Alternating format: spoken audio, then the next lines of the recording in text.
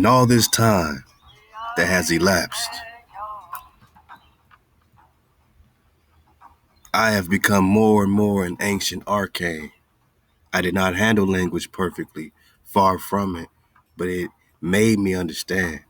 I was interested in science topics and technology. I tried to learn the most that I could from those really advanced and specialized minds in the matter. I learned a lot about how our body works in as much detail as I could, the bacteria that lived in us and what was different from a real disease to one created by the laboratory. They were more surprised than I when the group did different tests to see everything that we transported from our lands of origin.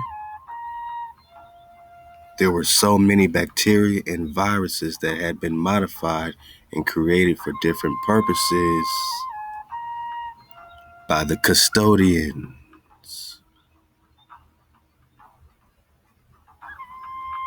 that it was difficult to count. In fact, it was known that their plan was still in place each year to continue creating new ones. They had infiltrators in the lands who passed information from time to time with Butler and the attack on Ranasir. They stopped sending men for a long time, and neither did the infiltrators return to make sure that they could not be discovered working there. The entire operation would crash, and we needed as much information from there as possible. We had to stay one step ahead of them or we would never have a chance of winning. Every day I also got used to the fact that there was no social difference. We all lived relatively in the same way, and no one lacked the basics to have a full life.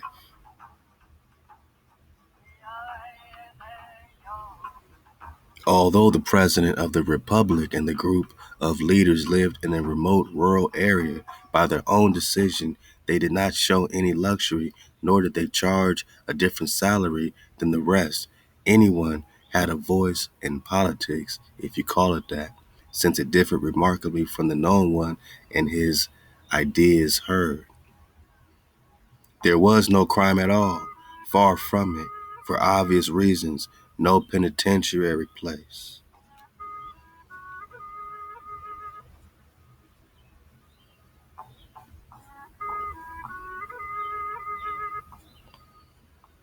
Respect for the lives of others was the main motto, and everyone agreed voluntarily it was something natural that was breathed every day.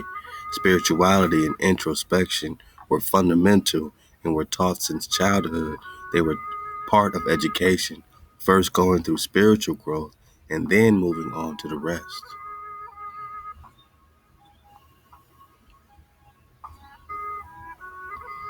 They tried not to have an image of themselves, since the mind can fool them into imagining that they were something or something to others. Oh, man. Speaking of others, man, you gotta dodge them hijacks, because we keep our fire burning. Shout out to the tribe, Ahab the Dizzle Fitty, and this great source right here we're going to discuss at the very end. I just want you to fall back, get warm and cozy by the fireplace, man, and enjoy the vibe. Hey, shout out to the tribe. Shabbat up. Shalom.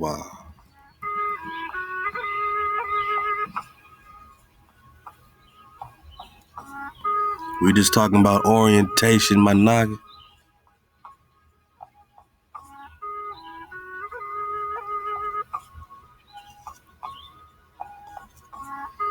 How can you fight a war if you have no orientation? You're not oriented. It's Flat Drop 101. Love the Dizzle Fitty. Hey, hop to my nigga, man. You know, the twin J Law. You know what I mean? I appreciate you, man. And look out for him, man. J Law got that music coming, man. And we can't wait to hear it.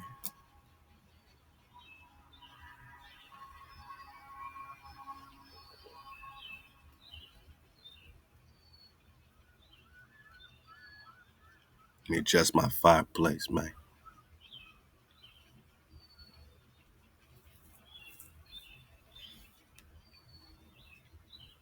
They try not to have an image of themselves.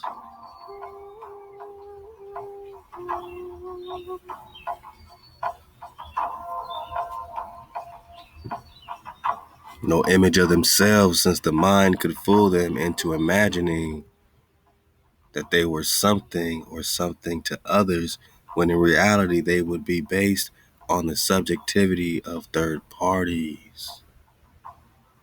Not having an image and not living from the past were pillars that I had difficulty understanding for years.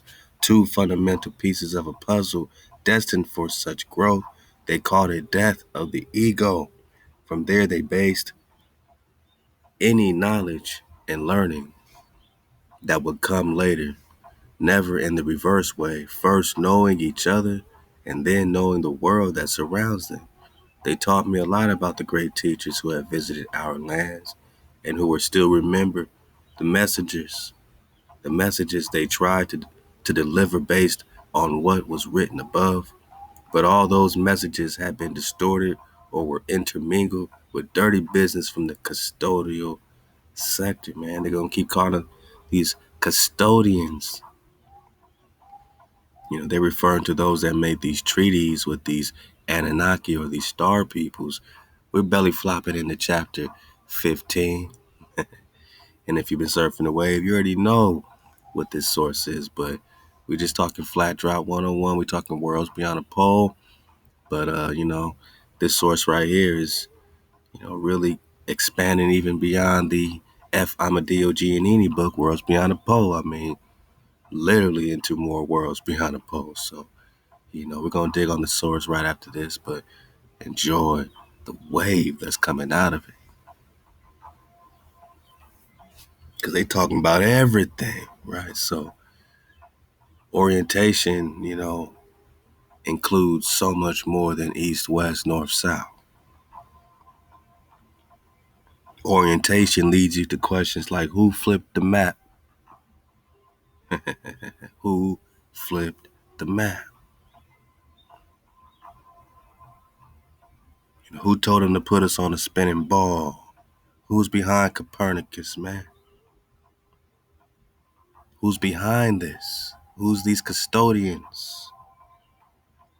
But all these messages have been distorted or were intermingled with the dirty business of the custodians, custodial sector that would never let spiritual growth be present in each one. Sound familiar? They would never let spiritual growth, my nigga, be present, my nigga. Ain't that the war you're fighting right now? For the presence of your spirituality, of your spiritual growth, not to walk into another matrix.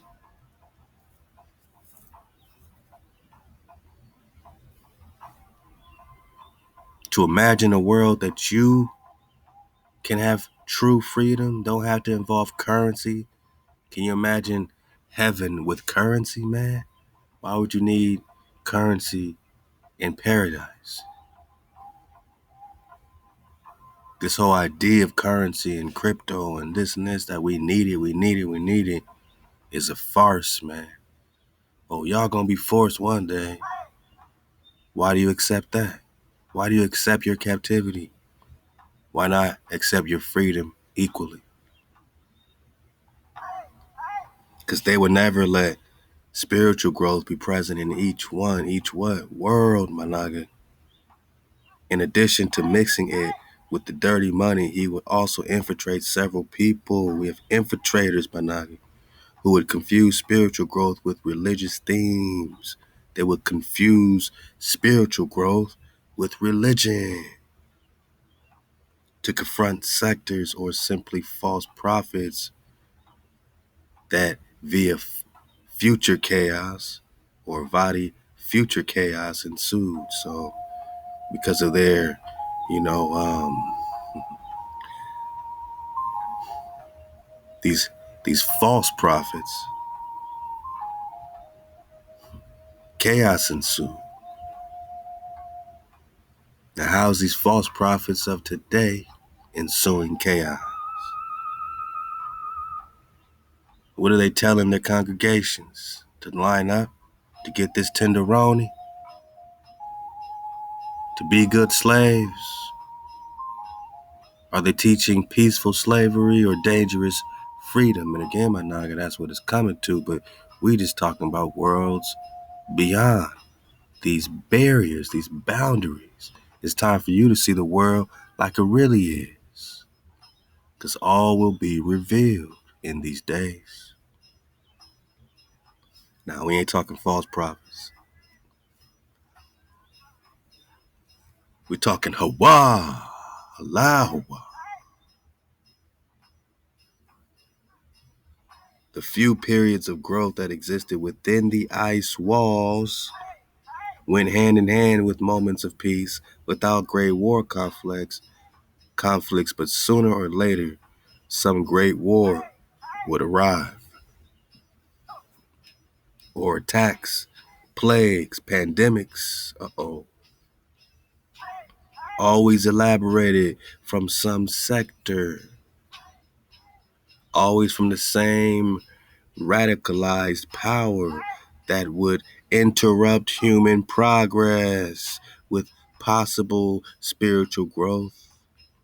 And this was not going to stop. The policy was also implemented in conjunction with several societies that led in the control of these limits manufactured from the beginning, and that would be modified according to the many wars that existed until today. The so-called countries were nothing more than another form of control, where there were so-called quote-unquote leaders who ruled but actually easily adapted to the same custodial power. Who are these custodians? Who's behind the veil?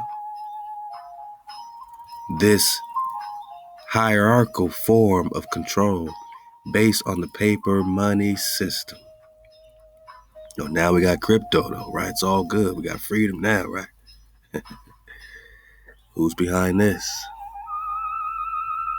Who got they stake in it already? Is it hijack free?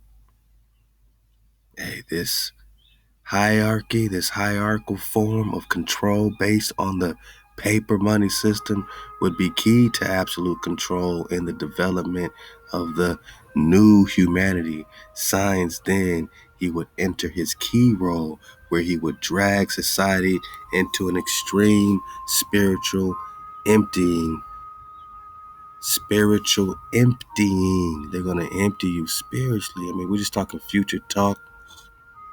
If you ain't guessed it by now, this conversation that I'm reading is happening on a whole nother world, man. It's beyond your, Africa, America situation. It's beyond Antarctica.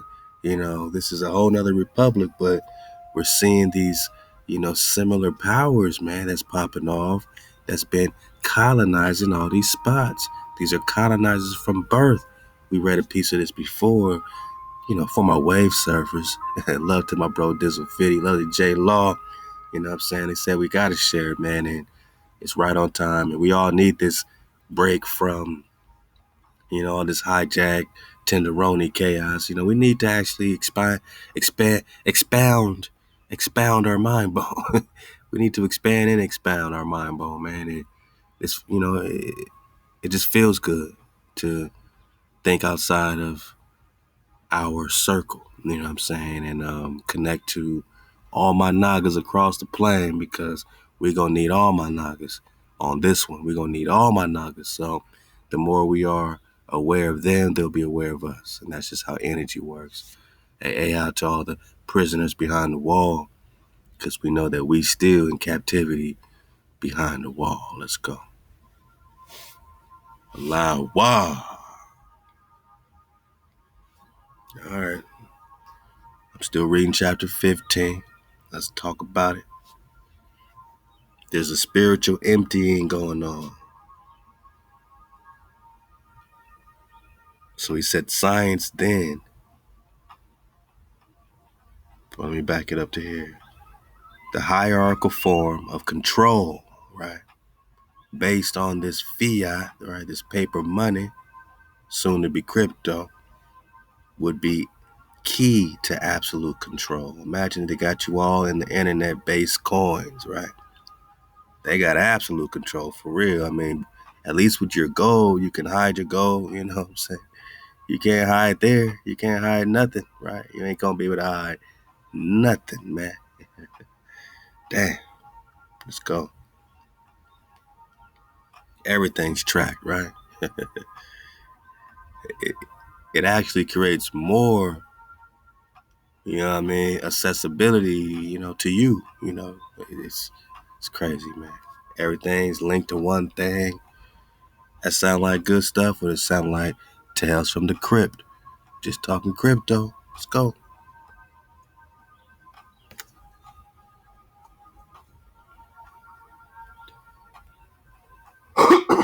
Let's pop off, man. Let me clear my throat. Let's go.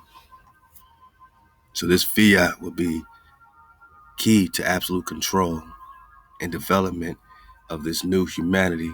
Science then, he would enter his key role where he would drag society into an extreme spiritual emptying, basing his life on mere material facts. Social media, right? People would then seek to increase their collection of colored papers and move away from love. They want to get rich now because they need it, right? Because they need currency. But they're moving away from love. Oh, he ain't got no good job. He can't support this and support that. Well, his land was stolen, Aqua. His family's rich, but you got to help him get that back. Oh, she ain't got this. Her land was stolen. Our land has been stolen. You got to accept reality that you are rich, that you do got, more than you could possibly imagine. You got it. Now, how you going to get it back? That question of how you get it back is what you don't want to talk about, right? But you want to talk about, yeah, well, we might as well just go into, this currency and that currency. How you going to get your things back, man? Does that exist in this world you walking into where you got all your investments lined up? How you going to get your stuff back for your family, for your tribe? Then it gets realer than a mug, right? We got an idea. It don't involve going in the streets going crazy. It involves keeping the code, keeping the commandments of the Creator. We know that we keep our commandments, we keep our code, our land returns to us. We ain't even got to fight for it. Let them do the fighting. Hey, unless you just a frontline knocker like that. You know what I'm saying? Let's go. So people would then seek to increase their collection of colored papers and move away from love for what surrounds them. Even for themselves, their image would be transformed and reduced forever into simple biological functions. And what would then be the dream of a deeply sick society. The real battle would then be found internally in each one of the humans of their known lands, but their realities would be distorted, always imagining that the central problem is that of others. Hatred would win out over love. For when humans would notice it, it would be too late. The road to a great dictatorship would seem inevitable. The true feelings of love and spiritual growth as a whole would be less and less valued. And without this, we could do little from here, since they would take us as staunch enemies and join the quote custodians without knowing it to annihilate us. Their military forces work together when only a minority knows it. So their military forces work together when only a minority knows it.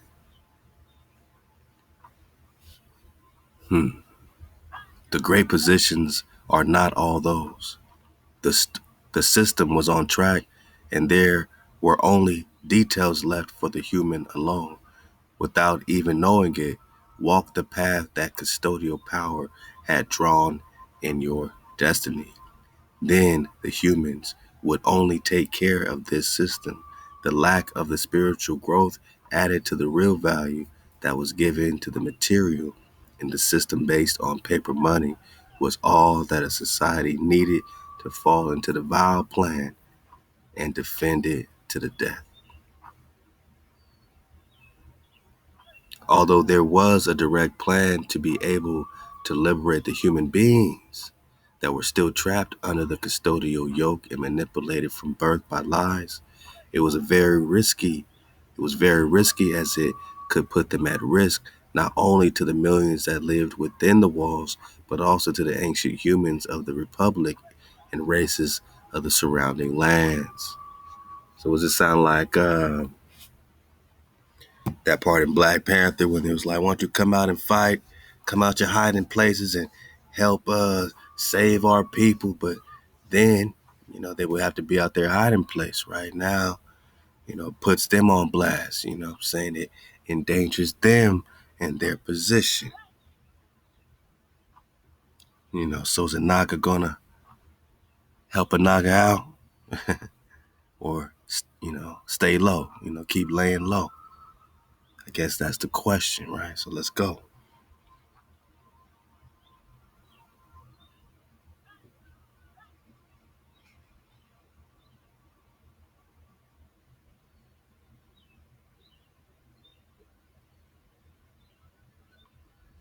Butler came to my office one morning with Fael, and they told me that they had come with an alternative that could be effective. The custodians were strong in weapons and war strategies. They based their entire lives on that development, but had weaknesses like any race, and this could be found in the depth of their intelligence. Not, do not misinterpret. They were extremely intelligent and great caretakers of their colonies, especially the human, who would be the only power or the only being who was never released after several long resets throughout history. So which humans were never released after several long resets, quote unquote, throughout history? Released from what, Manak? But there were weak points where he could attack. His fear still, you could feel it from a distance. They were not happy that ancestral humans and Anakim, those are the giants of Anak. Now we're talking Bible stories, right? Let's go. Still existed around their important colony, but they had not tried to attack our lands in these many years that passed. So he said what? They were not happy that ancestral humans and these giants, these Anakim, still existed around their most important colony. But they had not tried to attack our lands in these many years that had passed, that put us ahead. Yes, they detested us. They had enough technology and military force to try to destroy us. What had led them not to carry out more attacks? The meeting with Fael and Butler lasted more than 4 hours. They had developed a series of different plans that supplanted the previous one in case of failure, all based on attack what was considered the enemy's weakness. This was precisely his little or no spiritual development. Another great discovery was its radar system near the entrances to the known lands, penetrating the dome. Uh-oh, what dome? Last time we talked about a great dome in the ether. We started reading this in the ether, love the Dizzle Fitty, man. So, get that drop. We're going to drop it here, as well on the YouTube. This was actually, going to be recorded directly for the ether as well, but it's so much we got to connect, man, in real time. You know what I mean? And, you'll see why. So it became a thing, man. So fall back, enjoy this thing, enjoy this ride. We're having a fantastic voyage in the ether orientation, man. Let's get it. So another great discovery was its radar system near the entrances to the known lands, penetrating the dome. When an ancestral entered through the known passages, small and even some large earthquakes were generated in surrounding areas. So is that why you feel these earthquakes? Because some quote unquote ancestral has entered through the known passages? Extreme vigilance that put them on alert and sent support forces. For this reason, it is quite common that earthquakes almost always occurred in the same area. It is, and it is also the answer to why we were not sending more people for a long time. And we tried to keep those who were coming there from coming back so that we could continue to collect all the information possible from day to day in the manipulated environment. Yeah, it's getting deep, my knock. Let's go. The important thing to plan then was to find another entry or create it. This was up to now impossible for us. We had not been able to forcibly enter any dome, and it was unknown if this could really be carried out. Neither could any portal, since all of them were controlled by the custodians. But the exhaustive study of the closed area and the external part of the same added to the fact that everything that was proposed in the Republic was really carried out. They caused it to be created through melting, a safe ice base based on statistics so as not to generate floods, an area called, quote, summer portal, apparently with the technology from the ancient Anakim, in which entry was possible, but it could not be confirmed yet if by then the sophisticated control did not cover that area. If possible, we could then send different ancestral into the lands and subtly be able to use their means to infiltrate important information.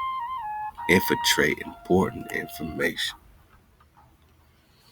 The ancestral republic, the possibility of the other lands and the true human past would be mentioned as much as possible. Sometimes it did not matter so much the name by which our lands were known. The important thing was that it be known about the lands of behind the ice wall. As long as it did not alter the day-to-day life that was taking place, since it would raise great suspicion. Many people who carried out these missions were locked up in different institutions, so we were very careful to spread the information. We knew that the great part of humanity would not even pay attention to the fact due to the existing conditioning of several generations. Ain't that the truth, man? Which would lead to not really paying attention. And although a priori, this would seem a negative thing, it actually helped us since we bought time in being able to carry out the other plans until all would finally be united in a single plan or mission. But for that, they had to work in parallel, and it was an arduous task to carry it out. The plans were really excellent since they did not cause harm to any human being. Reaching the necessary critical mass anyway was going to be complex. For that reason, there was another alternative that consisted of carrying out a very spiritual teaching, a deep spiritual teaching. Try to break the human conditioning with the vile environment. When the human being developed through different techniques implemented by the ancestors in the known lands and can block as much as possible the conditioning and therefore the mind manipulated by the custodial control, then it would be easier for many to open up to the possibility that another reality existed outside the ice wall. Back it up. Dizzle Fitty coming in hot, man. Oh, we on fire, man. We keeping the fire burning and keeping the water flowing.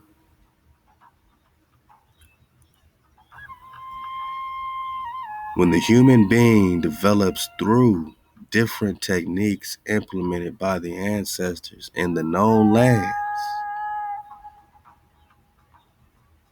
So there's techniques, right, developed by the ancestors or Hawa, and can block as much as possible the conditioning and therefore the mind manipulated. This manipulation, this frequency, this 440 hertz, right? So Hawa got us switching out that 440 to that 432, that 4 plus 3 plus 2, that 9 code, to lessen this mind manipulation of this custodial control. Then he says it would be easier for many to open up to the possibility that another reality exists. So once you're off that 440, that block is that block of, that block on reality is off, man. Right now, a lot of Nagas is asleep. They got a block on reality. They in that Ruach Tarde Ma. But now we popping off with tribal music with Five Eyes Ma. Or excuse me, SHW Five Eyes Ma. Look out for it. Ambassador of Tribal Music, SHW Five Eyes Ma, popping off. Yeah. Then it would be easier for many to open up to the possibility, yeah, man, that there are many more worlds beyond the pole.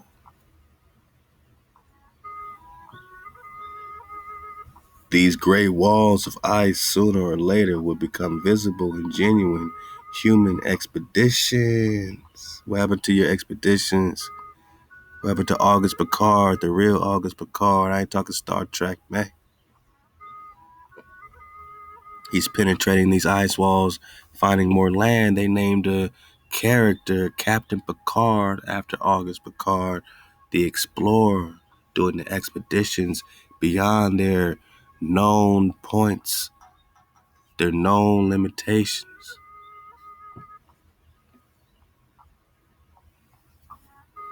August Picard popping off in the stratosphere, doing stratospheric tests, showing you that there ain't no, whatever they're saying in science is a complete wing wham, man.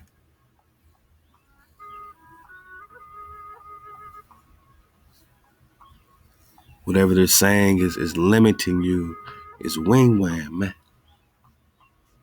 And whatever they're saying that they have gotten through and have done is also wing wham, man.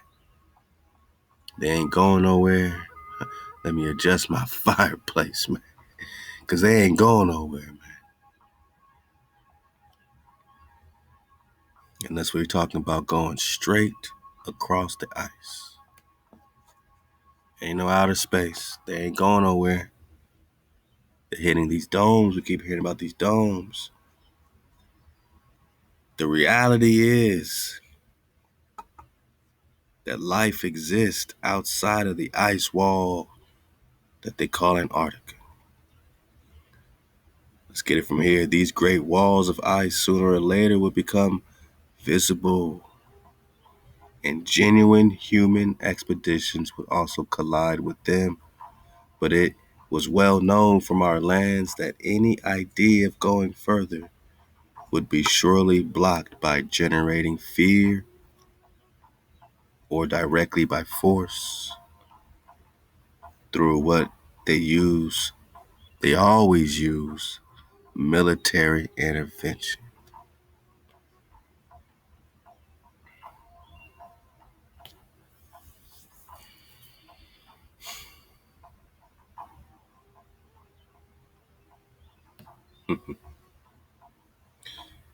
So that was chapter 15, 16. Now we're going to belly flop back to chapter 1. Watch how we do this. Fall back. Now who's talking? It's a character named William Morris. All right. And the story, well, let's pick it up from here. What's William Morris talking about? My name is William Morris, and the story that I would tell will radically modify the current way of seeing the world. I know that many will find it incredible, and believe me, that even having experienced this adventure, having seen it with my own eyes and with all my senses, but those who want evidence are irrefutable to see, and the indelible memories, said evidence will be presented, and science will also change its perspective. Another path will open in the human mind forever. Regarding my personal life, I was a member of the Continental Navy. As I know, he called the U.S. Naval Force in the War of Independence. He was married to Lucy, and we were thinking of enlarging the family, but the war postponed any plan, as it usually does, with that pain similar to a root cut of that bright tree that he gives life to the garden, that immense pain produced by leaving your loved ones and heading to hell itself. One peaceful night after the surrender of Saratoga, we were sailing through the north of the Atlantic Ocean, circling the islands towards the port of Charleston. The full moon was the only light that illuminated our way, and during that night, thousands of stories and anecdotes arose between the boys, between some whiskey, the calm anxieties of a raw war. In that time, there was already talk of James Cook's travel and his obsession to cross the Antarctic Circle, right? So they say Antarctica is a little spot at the bottom of your ball. This is a circle, right, that encompasses you like Game of Thrones, man. You got to climb up at least 200, 300 feet to get on top of this ice shelf. It's the only continent you got to climb up hundreds of feet to get on. 200 to 300 feet, my not. So it's a barrier, it's a boundary, this Antarctic Circle, although it was not well known who was behind his financing or why this obsession, nor was the talk very steeped in the subject. I have not captivated enough, or I have been captivated enough. I was not paying much attention to and the boys continued with the stories. Captain Butler, highly respected in the group, joined the navigation stories, commenting that it was possible the existence of a passage at some point in the polar circle. So I ain't even showing no maps, my naga. We just sitting by the fireplace. It's wintertime. I know it might be chilly near you. Here's some warm fire from Drop Nation, some warm fire from the Drop Tribe. So we can get cozy and talk orientation today. It's a good day to talk orientation. And my bro Dizzle Fitty hit me with all these, great recon, all these great screenshots, put them in a copper thread so we can dig on them. And, he said, hey, man, it's going to mean a lot to bring this out. And I agree. It's going to mean a lot for the tribe to bring this out. And, hey, it could be something, it could be nothing. Maybe it's just a great story to tell by the fireplace. So get out of our way, get out of our classroom. We're just telling a story by the fireplace, man. Fair use in your caboose. Let's go. Oh, wow. All right, let's get cozy, man. Fall back. Too many minds.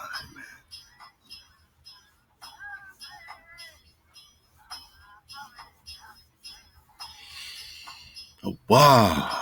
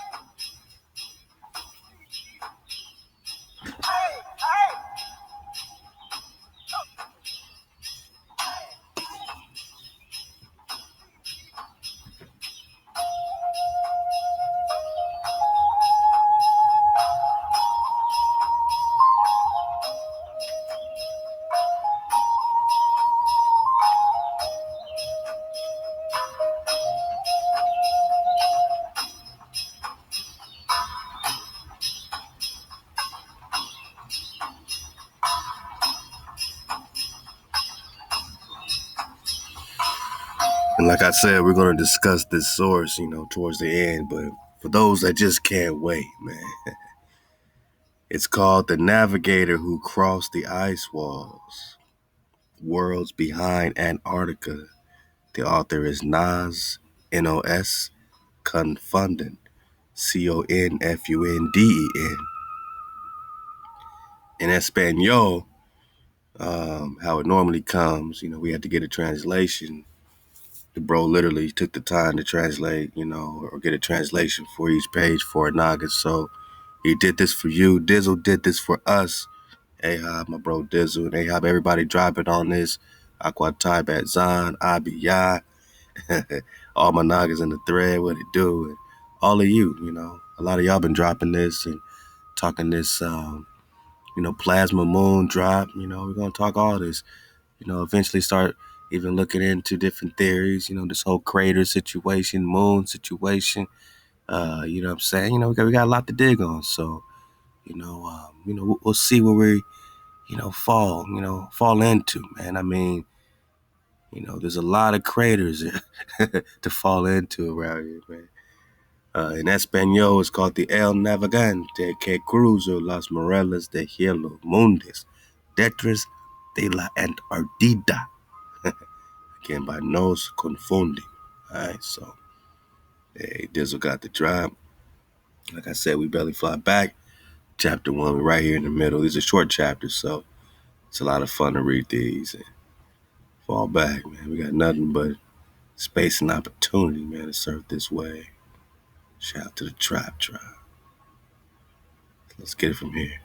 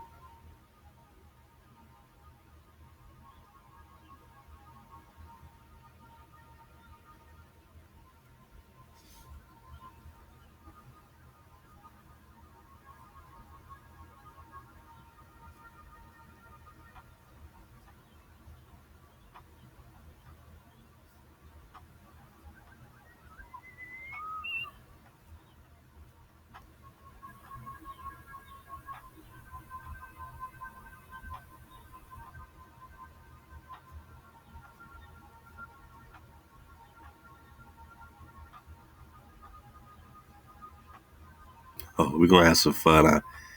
I just had, I had to skip ahead because all these chapters are right in front of me, you know what I mean? I want to see how I want to approach this thing, man. I mean, it really is all happening. Dizzle got us fully loaded. All right, so let's finish chapter 1. I might got a belly flop back to chapter 13. I'm just surfing away for real, man. Love the Dizzle fit. Let's go.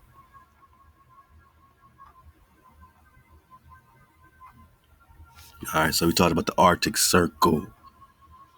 Now, since Butler commented that he knew from good sources that came from the highest spheres that they were researching and financing trips to penetrate the harsh climate and barriers existing in the southern latitudes to find possible lands and perhaps civilization beyond the Antarctic continent.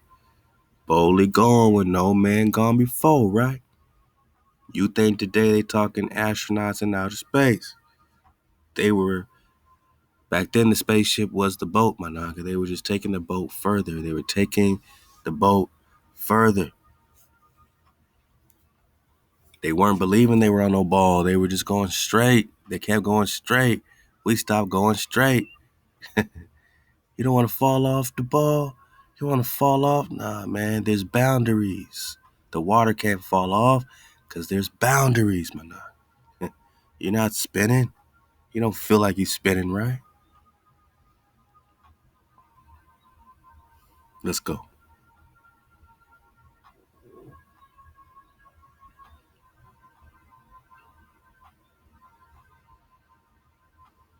They were financing trips to penetrate the harsh climate and barriers existing in the southern latitudes to find possible lands and perhaps civilization beyond the Antarctic continent, and that they were in quite a hurry to carry out these missions since many civilian navigators were circling the area and did not look kindly someone else to come.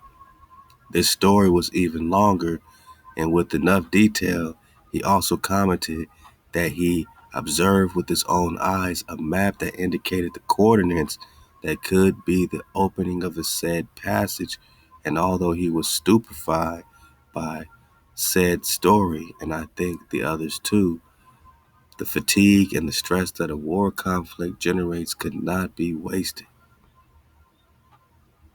It was the perfect moment of happiness that generates a gap of peace to be able to sleep a few hours.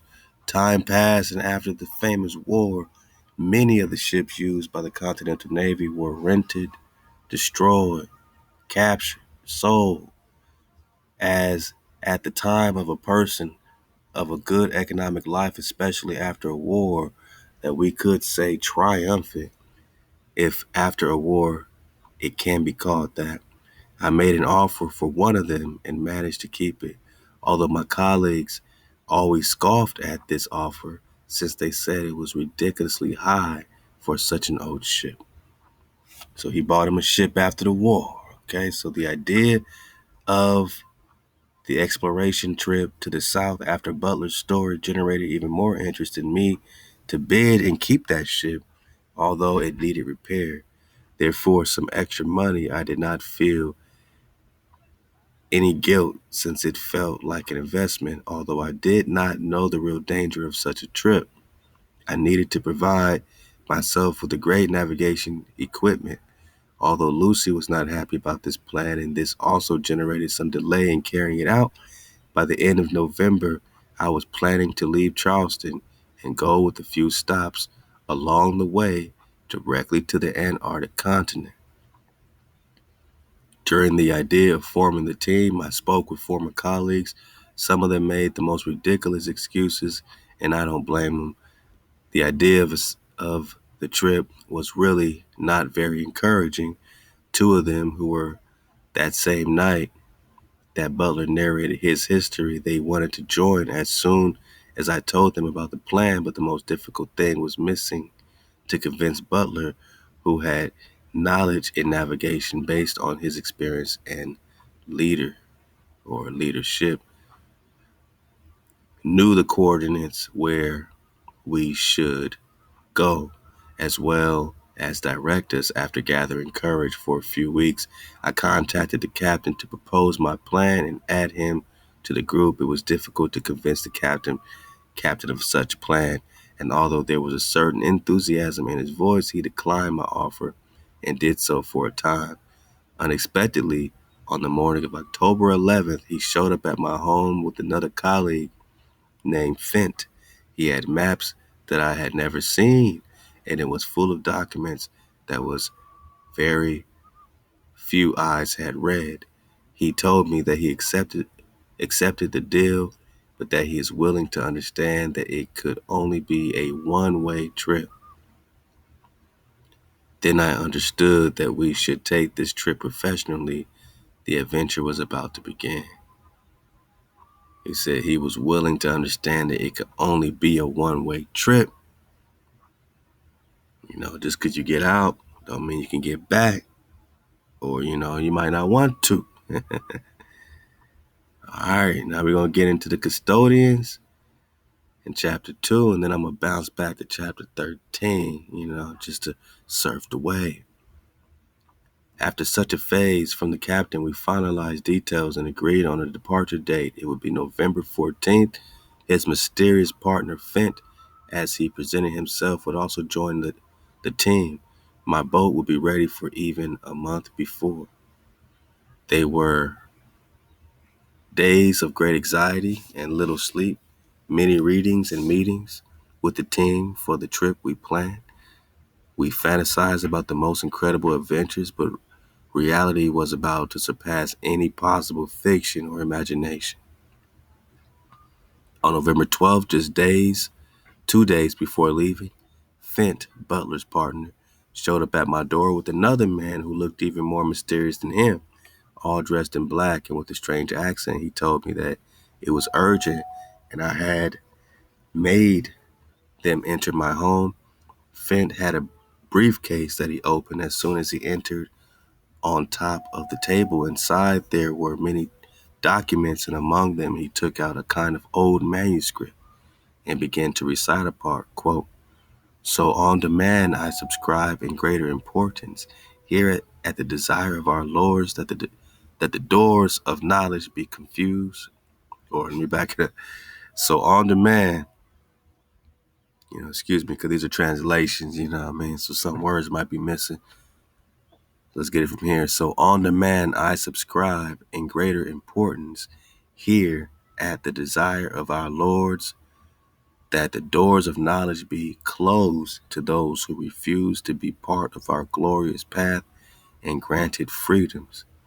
The text continued for several more lines, and then at the end, the so-called Regius, or Regius poem was recited, reading.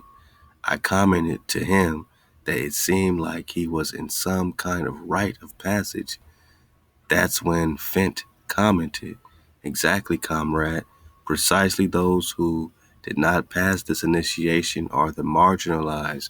Rather, we are the marginalized." Fent, I complained. Please explain a bit. I am not understanding anything. What does this text mean, and what does it have to do with our trip? Look, commented Fent, I'm going to explain a little about the situation. This manuscript belongs to the custodians, as we call them, or as they are called, the sun gods. Let's go. And they found out about their trip through Butler. The higher spheres are aware, and it does not make them happy at all. This manuscript raises that they would not let anyone leave these lands at the request of the lords. The situation could not be worse. An adventure that was already quite risky due to the harsh climate and everything that could happen to us through natural events. Now we also added those unknown enemies. Who are these, quote, custodians, I asked.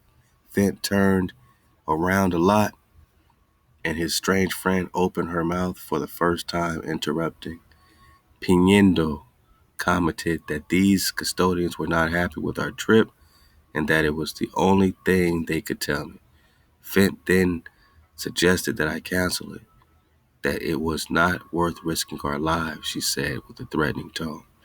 It was when CO, then I invited them to leave my home. His strange friend looked at me defiantly and they left. Within minutes, I tried to contact Butler to ask him what was happening and to comment on the situation of the strange visit. Butler never responded, neither that day nor the following days. I gathered the team of urgency to analyze how to continue. This travel plan was becoming dark and sinister, but the inner force pushed me to continue. The passage to the lands became even more real, but also more dangerous. We met with the whole team. Butler was missing. No one had known about him for weeks. He was missing. I told them the whole sequence about the visit of Fent and his partner. Also about the manuscript. Walter commented that he had heard talk about Los Custodios, or the custodians, but that he was not sure who they really were or if it was some secret organization. The custodian, or Shalak, the situation was not encouraging at all. Butler did not appear, and the plan without him seemed impossible to carry out. The addition to the risk, what it seemed to entail against an unknown organization that was persecuting us without even having left port. We made the decision to postpone the trip again until we could find Butler. We would try to find him again at his home the next day. As expected, we could not find Butler, and the possibilities of the trip were being destroyed by the minute, along with the concern of the captain's whereabouts. The team also communicated with each other, known people, and members of the naval force. No one knew absolutely nothing about him. It seemed as if the earth had swallowed him up. November 14th arrived and the plan already canceled. Someone knocked at my door, and to my total surprise, it was Captain Butler with provisions, maps, and everything necessary to leave. He commented to me as if nothing had happened. It's time to leave, It's time to leave, comrade. I asked him as many times as possible where he had gotten into, and I also had to explain to him the strange last 2 days and the whole team that the whole team had spent. He looked at me very coldly and commented, "It was to be expected. I had to hide for safety and priority of the safeguarding the necessary documents for the plan, especially this map. While I displayed it on the table in my living room, it was enormous. There were lands that I had never seen." It's getting to the good stuff, right? So there's lands that I'd never seen. Butler ordered me to gather the team and that they had to leave today. I asked him if he knew Los Custodios, and he told me that there was much he had to tell. The story is not what they told us, Williams. The creators of the pyramids and another race, as well as the that they call custodians, they have no interest in us crossing the South Pole. Where's the South Pole?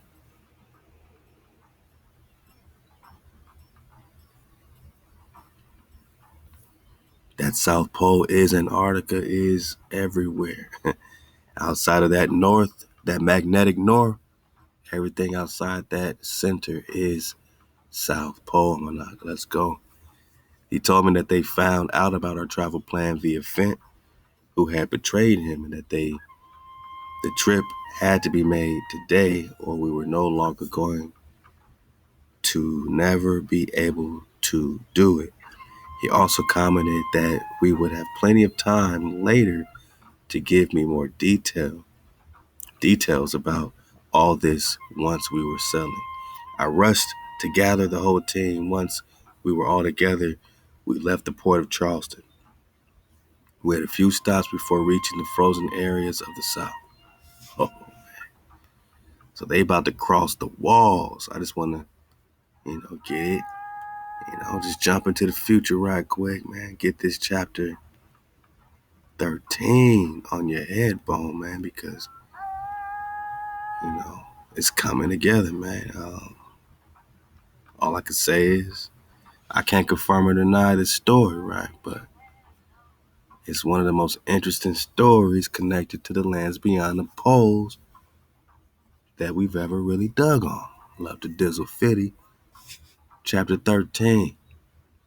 So this is the Ark, the prosperous capital. After spending the strange night of fire mixed with many theories that were trying to deduce from She Key's book, SHE hyphen KI, Shiki. The sensation that went from extreme to extreme was very strange. To think that they were a point away from everything, and we had come to understand from one minute to another that we were the source, the conscious energy of the celestial lands that lived in each of us. You know what I mean? That's why we dodging all these hijacks, keeping the fire burning. The source, the conscious energy of the celestial lands that lived in each one of us and also united us with the ancestral humans in all of us. The grass was what made everyone else great. Stepping on the grass with bare feet.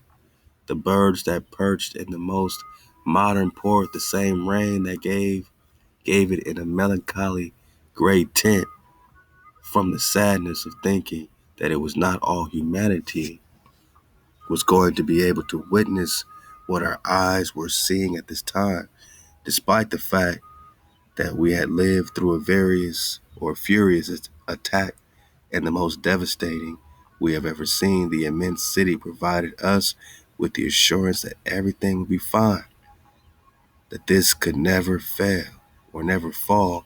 Millions of ancestors lived their lives in the closest way to what we once dreamed of as children.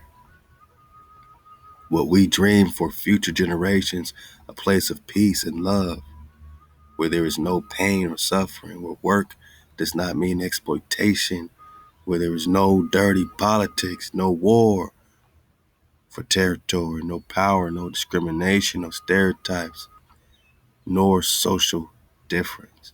Everything is shared and happiness is breathed. Welcome to the ancestral republic, quote unquote. It was hard, it was heard how far away in his own plain language as translated by Butler. What was Butler's plan now? We were wondering. The captain commented that we could get lost and investigate by driving a bit inside the city. Remember that you will not be able to buy anything with gold or use money, since there they use another form of exchange. He explained to us the plan was unclear, but he would immediately join Fiel and other leaders from different important places in the Republic. The boys got lost in the big city, and I was left alone, thoughtfully amid a torrential rain that fell on my face. Although calm in appearance, dejected inside, I continued to sink into my deep thoughts of a human future that did not it could be.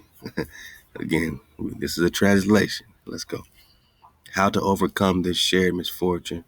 I wondered over and over again. I still had so much to discover in that great book of Shiki. Would I find in it some halo of calm? This information received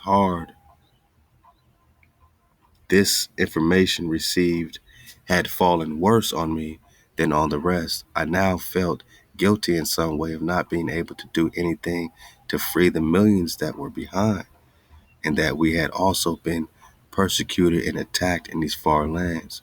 What heart resists before such an onslaught? What heart could not suffer for the now distant brothers who still remain within that foul environment? Many hours had passed, and I was walking through the streets of this colorful city. A few people passed me by. I felt their understandably strange look. My way of dressing was not adequate for this modernity. I felt like a caveman. It was even worse if I tried to talk to them, so I just kept on my way, just watching. Would they understand that we were brothers and shared the same suffering? And endless questions crossed me at every step. And the few people I looked deeply in the eye.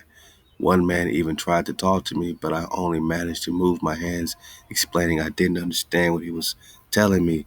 I just said, Fael, as if to answer a name known to all, and this man pointed out a large building a few blocks away. There were not even pools of water that accumulated. Everything the system was perfectly working so that it does not generate any flood. Modernity struck my face so many times that it was already difficult to interpret, nor do I dare to mention the drawings that came out of some walls that were projected by the humans, interpreting the most beautiful melodies that sweeten the ears of passerby. I returned to the port somewhat crestfallen. I had everything a person needed in front of my own eyes. I was faced with absolute happiness, but the pain of not being able to share it generated immense sadness in me. I also continued to see the faces of the people who fell in, quote, reborn. Butler was returning, driving a modern vehicle. When he saw me, he stopped and invited me to get on. His face conveyed some joy.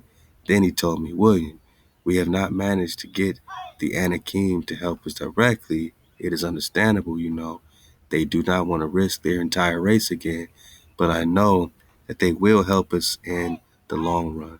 We have also won this battle, and we do not believe that the custodians will attack these lands for long. We gave them a lesson that our technology is more alive than ever. They put us to the test, and I assure you, they came back with fear. Then he continued explaining to me with some questions that I could ask at the port of El Arca, ARCA. Apparently, the USTCA, or UESTCA, custodians were not aware of the technology that the Ancestral Republic had been developing in the last 100 years in conjunction with the Anakim race. They thought that such an attack would directly make them tremble and possibly surrender immediately, as happened in ancient times in Asgard and other lands.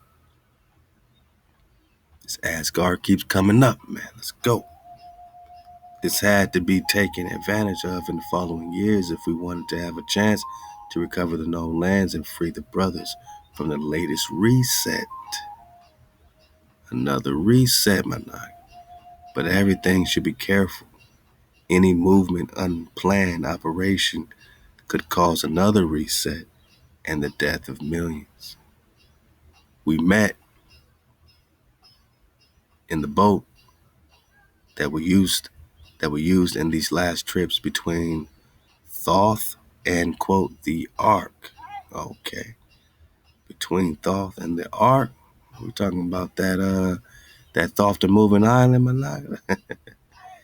And Butler told the group almost the same thing that we had been talking about in the return vehicle, but he put more force on his words, and his joy overflowed in every part of his face. He had even gotten something to toast, and the whole group was at its happiest since we arrived. Unfortunately, this joy was not penetrating my mind, much less my heart. I was still distant, trying to understand what would be the correct move to change it. Everything. I kept wondering if this was really possible, and if so, how many years from there between the walls would pass while I was totally involved in freeing my brothers in there. Butler tried to cheer me up. It was time to change history, and this didn't happen every day. So I hid my temporary disappointment and joined in the toast. There was not even to ask about a possible return to our homelands. This was totally ruled out. Somehow in the toast, I closed my eyes with prayers toward loved ones that I was afraid of not being able to see them again. Can you enjoy of a prosperous place like this if it is not shared with loved ones? Butler knew this internally. He went ahead to tell us that we would soon visit the known lands again, and that we could help a lot more on this side than by walking in there and becoming a custodial easy prey. They would never forgive such a betrayal of escaping from their networks, and on top of recovering a large part of the story that was never told. And we, the whole group, we did not care what they really thought, but it was our duty to take care of ourselves and stay away for the moment in planning our next visit. Butler brought us a lot of information on how the Republic worked. He also gave us several books, including many on the language that was spoken there, and as in reborn, as in quote unquote reborn, and elsewhere English was spoken perfectly. There were several books with translations from the arcane language to English and vice versa. So they're saying on these other lands that they were saying no, they were still speaking that English. As the captain said, it was time to start studying. Several years had passed. Among so many things that I learned during my stay was that time passed slower in these lands compared to the known lands.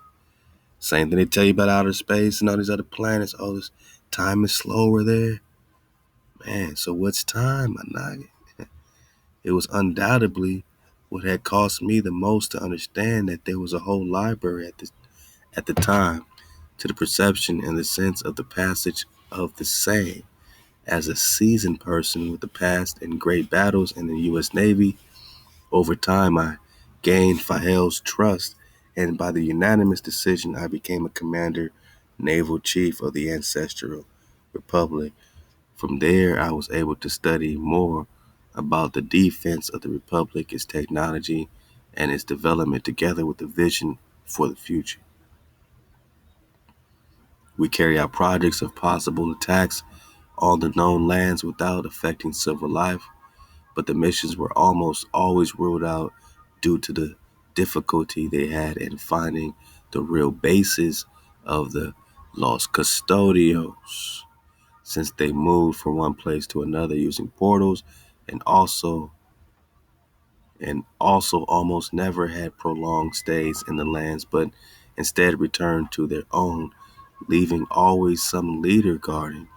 It was really easy for them with the implementation of the ice walls. The human possibility of even reaching the first dome was almost impossible. In addition to the conditioning that existed by the media and the academy, they had created human who would human who would repeat ad nauseum what their books said, and would even take care of the walls to the death without knowing that it really existed behind. And again, apologize for the translation. I'll try to read that again and see if we can decipher that when it said, it keeps talking about this first dome situation. So, that brought us back, in the ether, as to, okay, how many domes, and then they talked about a great dome, that we'll hopefully get to again, that covers everything. So there's a great dome and there's like a cell membrane. They mentioned cell theory so that we understand the connection between all the domes. But what I do remember is that he said it's 178 worlds that are connected, but there's one world that ain't connected. But not, you know what I'm saying? So, that's us, you know what I'm saying? This is a world that they had to manipulate their way into. That's not easily manipulated, you know what I'm saying, from afar, you know what I mean, into their interconnection. But let's pick it up from right here. The human possibility of even reaching the first dome was almost impossible. In addition to the conditioning that existed by the media and the academy, they had created human who would repeat ad nauseam, nauseam, what their book said, and would even take care of the walls to the death without knowing that it really existed behind. Only by orders of superiors. The creation of paper money was key also, so that everything works according to their master plan. Now everything was given so that the humanity of the known lands would never know their true origin, nor the lands that awaited them behind those frozen curtains. So Antarctica is just being described as a frozen curtain, man. And behind that curtain, would you even know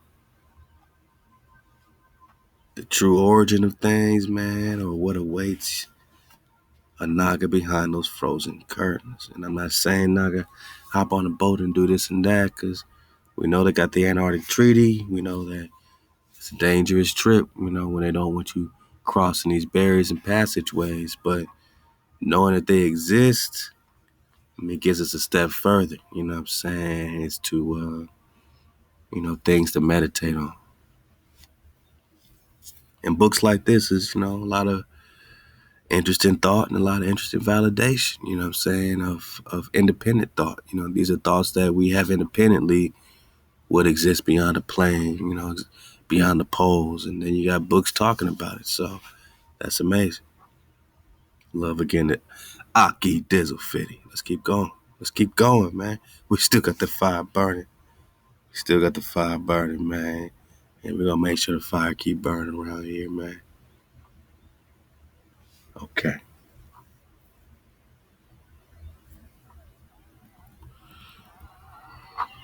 Take a breath, man. Take a breath.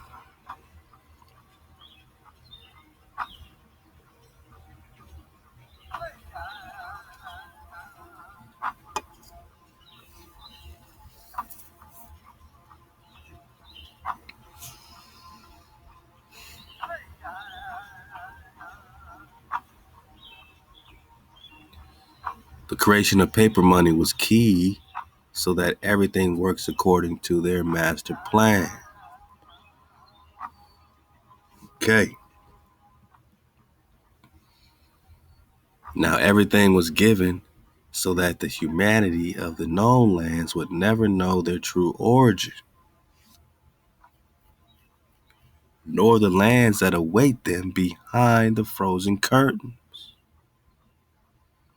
Can you imagine any possibility that the human, with the little technology that existed, could navigate between giant blocks of ice, find even a passage, and not even know if that passage would give him the possibility of crossing that dome? So when we talk about the firmament and the windows, I mean, how does this compare to that? They know they can't get out the firmament going vertically, so they try to find wherever the firmament ends, around these passages, these ice passages. That's how they slip through the glass or the crystal dome, whatever you want to call it. So their only possibility of crossing this dome is to do what? Find these passages, these ice walls.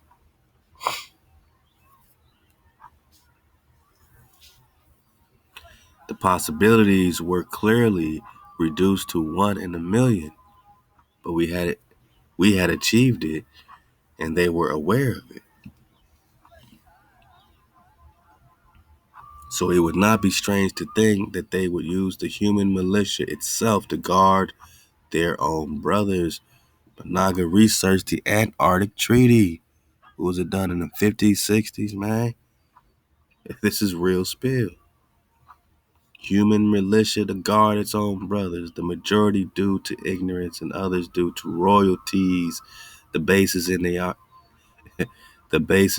Antarctic ring. Circle ring. So the bases in the ring are the Antarctic Treaty, my naga. Look it up in real time. This is not play. That's why we can look at this type of document and say, yo, they talking some real stuff in here, though. There is an Antarctic Treaty. When you look at these maps, these UN maps, you see the same ring. You see it all in the crosshair. Come on, man. The bases in the Antarctic ring, controversial, treated together with the exclusion zones, would not be long in coming. As Butler predicted long ago, it was known that other security measures would be taken due to the past war, and the defeat, end quote, reborn, would have consequences. So this reborn sounds like a place, where things popped off before, man. Yeah. Okay.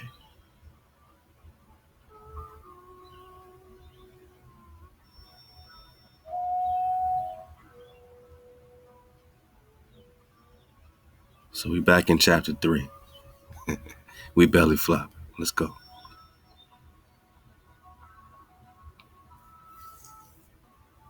We finally left the port of Charleston. Captain Butler led this adventure that we calculated between a few stops to arrive with sufficient supplies. We would be reaching the cold Antarctic waters in about 140, 150 days at most. When we left, we all had a mixture of excitement and panic due to everything we experienced in the previous days. We were not very sure why Butler was hidden in this way. We had become the enemies of a force that we could really face. Butler also mentioned another race. What had we gotten into? The days passed and everything was going very well. We had plenty of supplies, and the companions encouraged each other beyond a few sporadic storms. The ship endured very. The winds were good. When we crossed the equator, we had made some stops and we stocked up again on the advice of the captain, who told us that the trip was going to be longer than we expected in the case of being able to cross the South Pole. We never understood well how long the captain was referring to. We thought he was really exaggerating. We were also able to bring some boxes of bottles of alcohol, although the heat of the tropics at that time did not let us think clearly. It was known that the times of darkness and cold were approaching in the black waters of the South. The second night of leaving the last direct port to Antarctica, I was on deck looking at the horizon and thinking about this adventure. The memories, they all came to my mind together, everything I left behind. And if this putting up against someone powerful was really worth it, I had an internal fire of curiosity to know about this passage, and if it was really possible to cross it. I wondered what would be left behind. While all this was going through my mind, Butler approached. Already with cold, comrade, you can't imagine what awaits you then. He asked me. So you've been there? I asked. Where do you say? In the southern waters? Yes, of course, said Butler. That story you were telling that night, was it about you? I was there, William. I saw that passage with my own eyes. That's why they look for me. All doubts went away from my mind. The captain then gave a clear version about his past trip. The lights lit up in me and illuminated all curiosity. I couldn't wait to fill him with questions, but he stopped me right there, almost as if reading my mind. Then he said, "Don't worry, William, you'll see it too. You'll see what I saw with my eyes, and you won't be able to believe it either. And I'm not just talking about the passage, but I won't talk about it until we get there." The captain closed the conversation for me at the best moment. He had as many questions as the reader will have at this moment, and I assure you that they will be answered in due time. The intrigue ate me inside, and my face remained the tone of the reddish sun that began to appear on the horizon. At 138 days, we were in the icy waters, and the sudden difference was abysmal. The water was dark, and as dark as the waves that swayed us from one side to the other. The storm that had been chasing us for a long time, 8 days worsened. The captain was calm, and that gave us some security. But every time a wave crashed against our boat, in our minds, we could not remember the warm home we left behind. But I trusted this mission, and I knew somehow that it was going to give us its fruit. We crossed a huge mountain that we had as a reference, where warm and cold winds were mixed even under the snow. As strange as the waters we sailed through, it was very difficult to describe this place. It is simply unique. It has a beauty that makes you fall in love, even though you are aware that a second is enough to end your life against this enormous masses of ice that float around.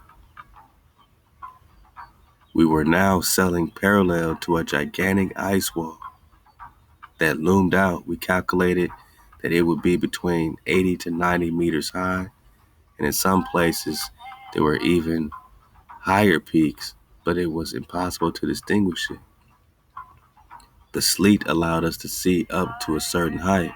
What we noticed and caught our attention, except the captain who had already lived it, is that the reddish yellowish color that sometimes appears on the horizon as if a voracious fire from some forest was raging behind.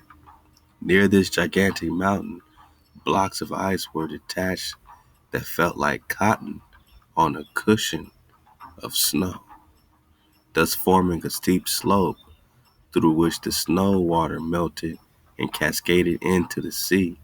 An imposing image with this kind of reflection of fire behind. If this were portrayed in a painting, they would pay millions to have it.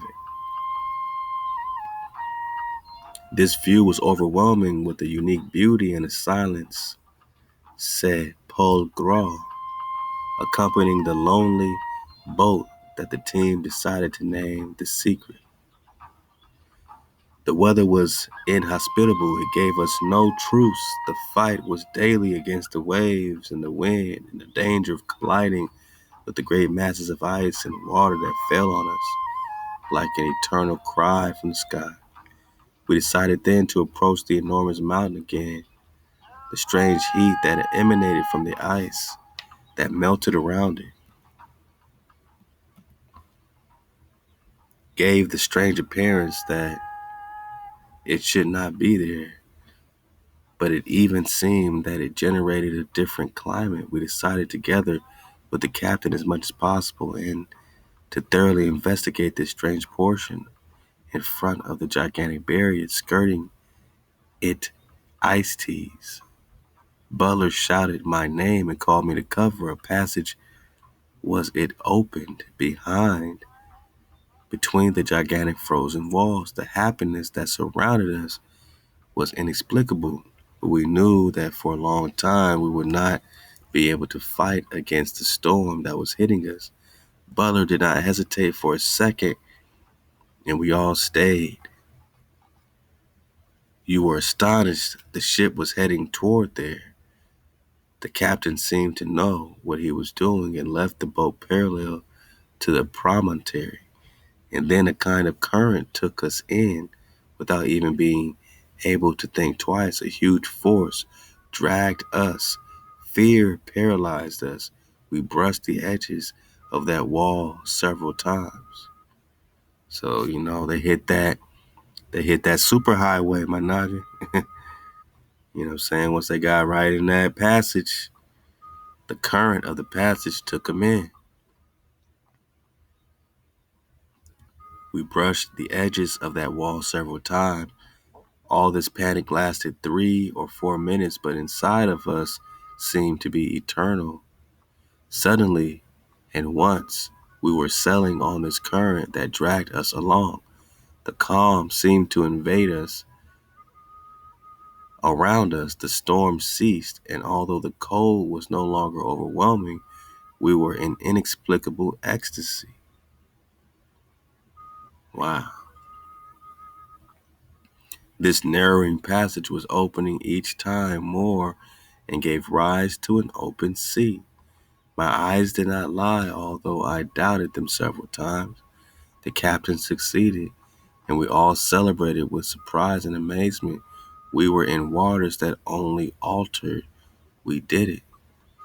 Very few of us have used it, or so we believed at the time at least. The dark waters began to clear.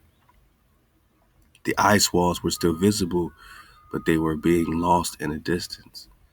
The sun that contemplated our feet was falling over the horizon. It was time to boast. I brought the team together by decision of the captain, who called us all with some seriousness. He was going to give an important announcement. He began by saying that what he was going to comment on was not about him, nor about the team, nor about the known earth that we left behind.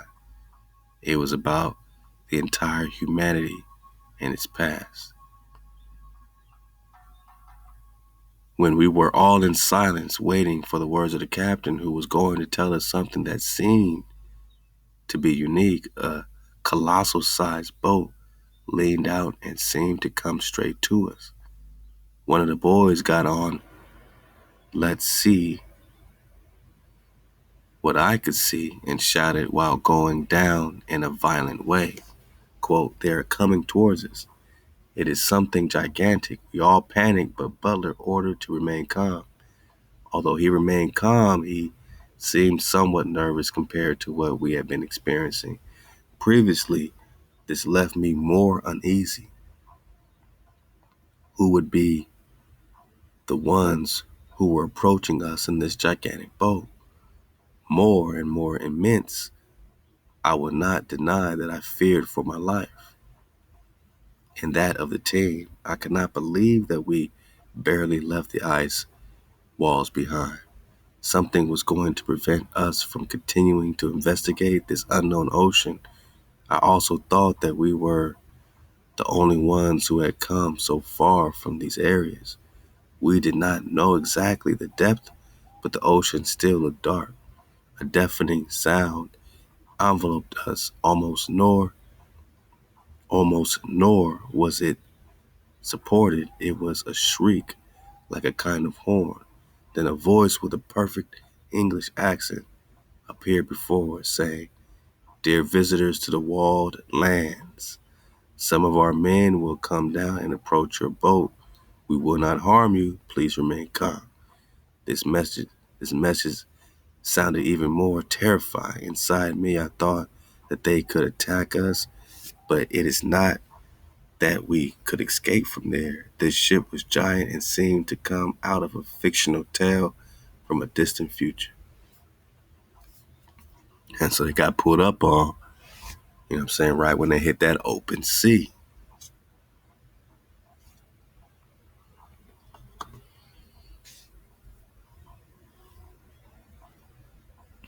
Butler reassured us by recognizing that he was aware that it could if something like this happens, that we remain calm and that we receive this new visit in a friendly way.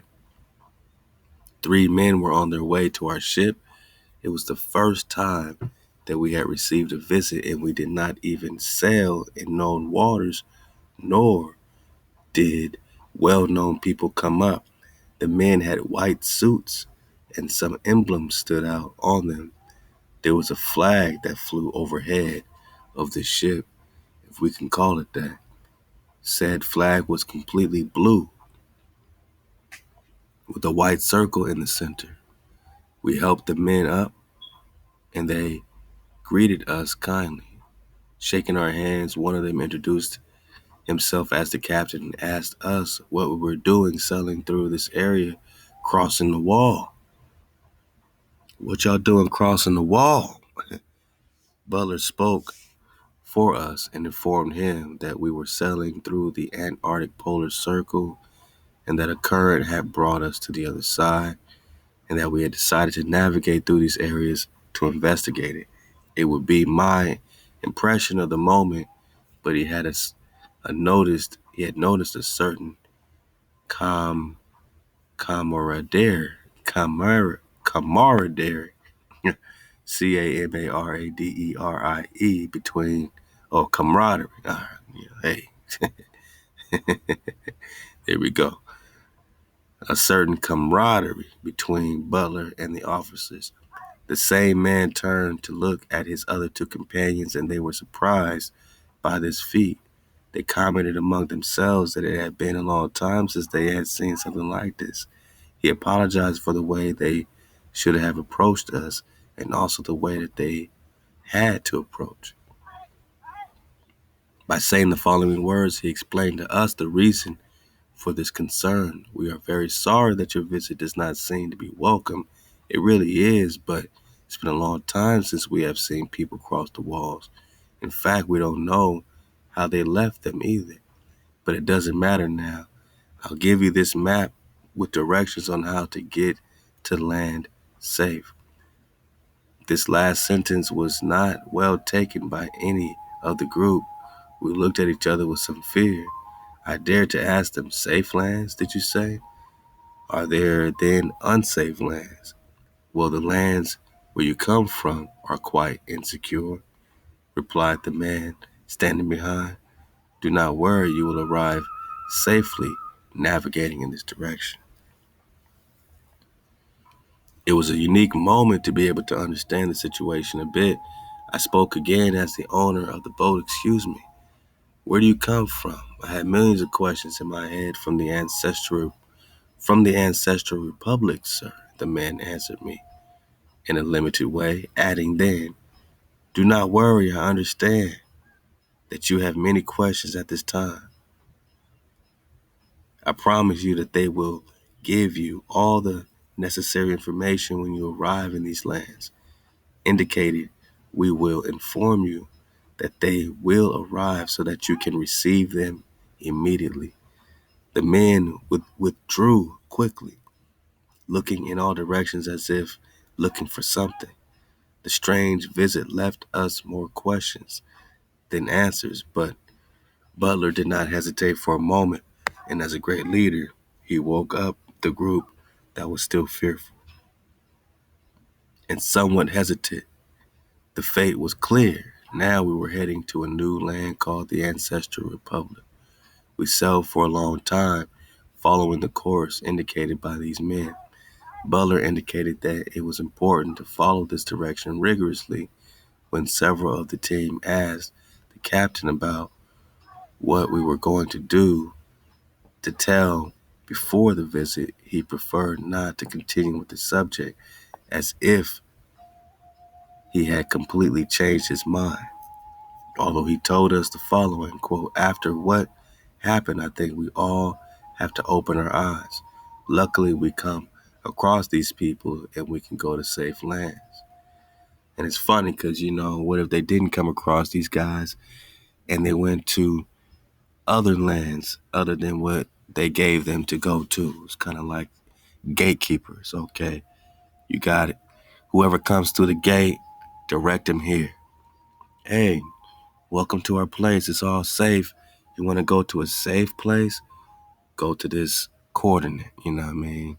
To try to scare them into just going to that particular area instead of doing their own thing, you know what I'm saying?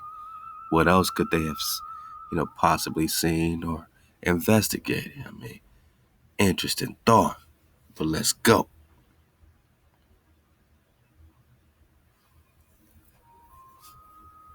I think we would not have run the same luck if it was another boat that visited us. Remember that there are people we left behind, very powerful people who do not want us to be navigating these waters or knowing all this. Let's hope to get to La Repubblica as soon as possible, and then they will understand more about the situation. It is somewhat complex, but I am glad that we have crossed the walls and the journey has just begun. Companions, it is time to understand that we are in a war zone, doing something unique.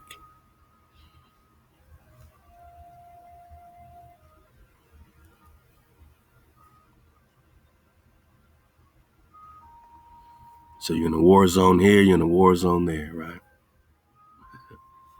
The last sentence left us speechless. We all asked in unison, what about in a war zone? What kind of war? What war? All questions were directed to the captain, who answered all, saying, comrades, pay attention and let's get to the indicated lands.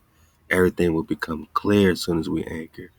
The temperature had changed a lot as we moved from the walls. In about 30 days, the area enveloped us with a temperate climate. As indicated, we would be near these lands. Birds of various types began to be seen, and vegetation on them. Back to our question back in the book of Genesis, when the birds are here and all these creations, you know what I'm saying? Is that just a creation in one earth pond, one earth circle, or are we talking about all the circle? Or, when that firmament is created, is that one of the domes, or is that the great dome? I mean, there's many more questions, right? So we just surfing away. Man, Allah, wow. So he said, more birds, various types began to be seen in vegetation, all in waters that were clearer now. I had an internal feeling that we were making history, forgetting a bit the captain's phrase that we were in a war zone without knowing it. In that case, I would like to know who was the enemy.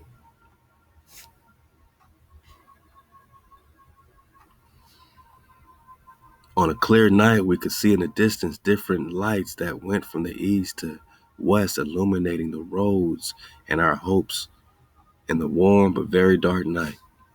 Butler observed the group that was stunned by such beauty. It was a giant and silent city. It seemed like an electric world out of the book of Thomas Brown.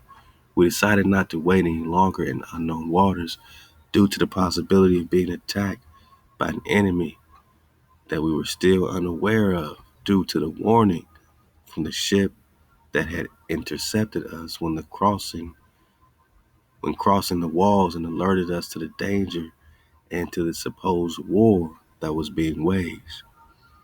Although we were supposed to have arrived in safe lands, nothing seemed safe then. We arrived at the port in what seemed like a great modern city. We were on deck waiting to be received. In less than 2 minutes, several agents approached dressed in a similar uniform that those of the boat wore. And in a very respectful way, they welcomed us. "Welcome to the Ancestral Republic," one of them pronounced while shaking his hand with Butler. "We are happy about your visit to the lands." It was something unexpected, they informed us, that they would come. But anyway, we could not believe it until we saw it with our eyes. Your visit is so infrequent, if not impossible. But here is our happiness to receive you, he pronounced. Butler thanked on behalf of the entire boat and introduced me as the owner of the same. I was going through all the emotions together that you can imagine, and I immediately wanted my answer to be answered, my questions to be answered. Although the fear of being in unknown lands on many occasions outweighed the strong emotion of having discovered something immense, I was carried away by the second. I think the whole team started with the idea that this trip had all the chances of going wrong. But here we were in the lands beyond Antarctica and being greeted by citizens of a modern city. It was time to ask everything. It is an honor to visit these lands that until today were unknown to us, I proclaimed. Before I mentioned anything, this agent interrupted me, saying that he should take me to the office of the President of the Republic himself, since our visit was almost unprecedented. Unprecedented. That also the President was aware and had notified us to take him immediately with him. He asked me to accompany him, and looking at Butler, who nodded, I went after him. Among some people who were observing the said situation, we were strangers who came from the inhospitable lands. I think this generation, such confusion in people as in ourselves. A vehicle awaited us that I had never seen in my whole life. There was not even a corner, at least in this part of the city, which was not reached by the illumination of the large lanterns that adorned and generated the sensation to be in the tail of the best riders. The silence of the city was now more intending, knowing that there were no carriages, horses, or any type of vehicle that I knew from my experience in big cities like New York. The difference was abysmal in everything. Their clothes were also colorful. The agent who accompanied me a luminous device, had in his hands a luminous device that transmitted different images and voices. The language that was spoken was different, and I did not understand a single word. A huge stone building stood out from the rest. In large, clear letters, it read, Presidential Office Renacer, Renacer, and the flag of his country was highlighted by a perfect illumination. The blue circle in the center seemed to stand out. Upon arrival, I followed the agent until we entered this immense building. There were connections for the passage between each room. There were different types of seats. The lighting was dim. When I went to one of these rooms, I touched one of the walls, which were as cold as marble. I once again had a certain fear around everything I was experiencing.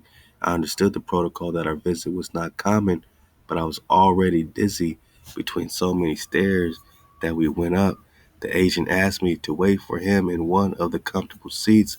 The truth is that he could have waited there for hours. The nature was indescribable. A tall man with a mustache came out to greet me. "So you are William Morris from the United States of America?" he asked. "That's right," I answered, commenting that he regretted receiving me in one of the worst situations experienced in the Republic. In fact, he commented the following, quote, "My name is Fael, Fael. I am sorry that you have arrived in these times. Your visit and our visit would have been totally different. Reception in normal situations, you will know how to understand. Now, when I put it in context, I had so much confusion and questions that I couldn't say a single word. You see, Mr. Morris, the situation is extreme and there are moments of tension. We used to see this war from afar, and now we are part of it. I should explain many points to you so that you can understand, but I will have to be limited as I have had a lot of men surfing at the moment and they need valuable information." I nodded as if pretending to understand everything only to give way to the story. Therefore, some answers that could place me in the situation. Quote, "Maybe you don't fully understand it yet, but we are part of what we would call the old humanity. I mean, we were not part of your last rebooting process. Do you understand me?" So they're survivors of the previous reboot, okay? Or, they escaped the reboot. I would have all the desire to be able to say that I understand it, but the truth is that I am lost in all this. What you do refer to as ancient humanity. What do you refer to ancient humanity? How many humanities are there or were there? There were many humanities at different times, as well as many resets or restarts. This happens every so often, already stipulated, or is done before the date for external reasons. I mean, in a way created intentionally before reaching that time. So we all know here in reality, it always happens this way, since the quote natural way is always carried out by them through manipulation of the environment from which you come. Back to the United States, right? What in the US could they be talking about? Manipulation of the environment. What is this reboot of humanity? The reboot is a process that they carry out in their lands to annihilate every human being, leaving only their newborn babies to repopulate said lands and carry out the same process over and over again. The reasons for the reset, according to our information, is carried out when someone or something gets out of control of those who rule over the other side of the ice walls. The factors can be several, and they do not doubt it. Believe me, the knowledge of other lands can lead to a reset. The knowledge of other lands. So the fact that you got knowledge of these other lands, just know they about to pop something else off, right? It can be through plagues, tenderonies, floods, fires, war, missile, war bombs that they call asteroids or dragons, or it could be all that together. No matter how, the fact that we have escaped before is reason enough for a threat that they don't want us breathing. Do you understand me now, William? My head was spinning and felt dizzy, and I thought that I would fall there in front of this Mr. Fael, Although I understood the situation, I could not believe that all this was happening in the lands where I was born. I sat up in a hurry and began to perspire. I understand your feelings, William, I wanted to go directly to the raw history so that you understand the situation. There is much more to know, but you will learn it with the days of your stay here. Although these lands are considered outside the conflict, nothing nor is anyone out of this conflict these days. Now, if you will I regret that the conversation was so brief, but I must urgently withdraw. He shook my hand again and went back into a room in a hurry. The agent who was next to me looked me in the eyes as if he understood my pain for the lands I was leaving behind. It was a before and after. He could not to believe that all this was happening. We went back to my boat where I had many things to tell the group. Butler was not there. I gathered everyone and told them about the situation and how little I understood about everything that had happened in President Fael's office. The group was more stunned than me. They began to question me that I should have asked this or that, but with a confused mind immersed in the darkness of the story told, it becomes dim. It was even easy to breathe. We were all in a crisis of not having anything clear. I began to ask where Butler had gone. They told me that he had left the boat as soon as I left with the agent. We do not know where he was going. We lost Butler again, but now in uncharted land. We were silent, thoughtful. All this was spinning in my head. The ancient humanity, the death of all intentionally. Who could carry out all these macabre plans and with what intention? Let's get a little more for the dismount, and then we'll pick up, in the next part. We'll have to continue this into this chapter 6, digging on these giants, the Anakim, the giants of the South. So, the Anak in the script in the Bible, there's the Anakim, and then you got these giants popping up in this document, man. So, kind of like Game of Thrones, right? Kind of like Game of Thrones, my knock. Let's go for the dismount.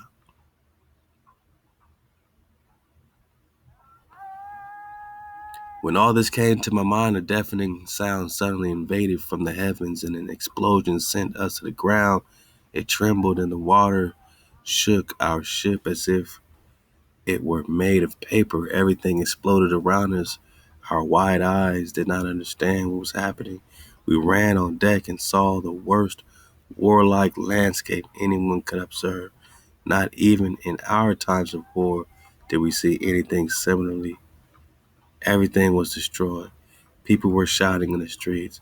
An alarm sound was activated, who knows where, but it was heard throughout the city. A voice tried to calm the people, but it was already late. They had arrived at the ancestral republic. Stunned by what had happened and still not understanding the dramatic situation in these lands, many images crossed my mind, surely derived from fear and impotence of seeing the suffering of my new brothers before my eyes. There were people in the floor under the dust and the breeze, like the tragically famous Sodom and Gomorrah. Enemy crossfire could be heard in the distance. I saw innocent people die that day. Everything got out of control in just a few moments. We observed the sky full of the small silver spheres with red lights that followed the entire scene. I was not sure if they were from the Republic or the enemies, but there they were without missing anything of the gloomy scene. We ran, trying to help those that we were crossing on the way, but the reality is that we had to get out of the boat as soon as possible. We were all going in different directions. The voice that before tried to calm us now gave orders that were almost pleading to direct us urgent to the building of the presidential reborn office. That is what those of us were left standing in the middle of the rain of debris and some detonations did. Anguish and anger fell on me like lightning in the ocean. I looked up to the sky, pleading for the kind of pity. The sky was a furious red tone. I could see the sun's glare did not burn my sight. I had a dark tone in what I thought was the moon, or it had a dark tone, and what I thought was the moon stood out in the distance in a totally black color, like in the middle of a eclipse. I thought then that it was the strangest sky that someone from the known lands had ever witnessed. The strange spheres that danced in the air in all directions were at it. They were like silver eyes looking at it all. The following question resonated within me immediately after. Who controlled these little objects? And what was it? What was its function? Since so far, and from what I could see, in the midst of everything, none of them were carrying out any attack maneuvers. The situation at the time was really heartbreaking. The building was intact, and I was able to enter without major inconveniences, although for obvious reasons a certain tumult had been generated at the entrance. In any case, and despite the existing fear, people respected each other in an extraordinary way. I can't even imagine the chaos that a similar situation could mean in my homeland. I had lost the entire group in despair under enemy fire. I felt concern for others, and with the responsibility from the experience in my Continental Navy, or in the Continental Navy, I put myself at their disposal to help in some way the city that had just received us in the best possible way, that now suffered the attacks of the enemy, still invisible. The wounded number in these thousands. There were so many equipped that the face of such an attack of dimensions never seen in my humble past of war. I was surprised to learn that somehow they were prepared to receive so many injured. He said, I tried to find the team, but it was impossible. I could not even recognize one. The people who were there in the different corners of this immense building looked at me with some suspicion.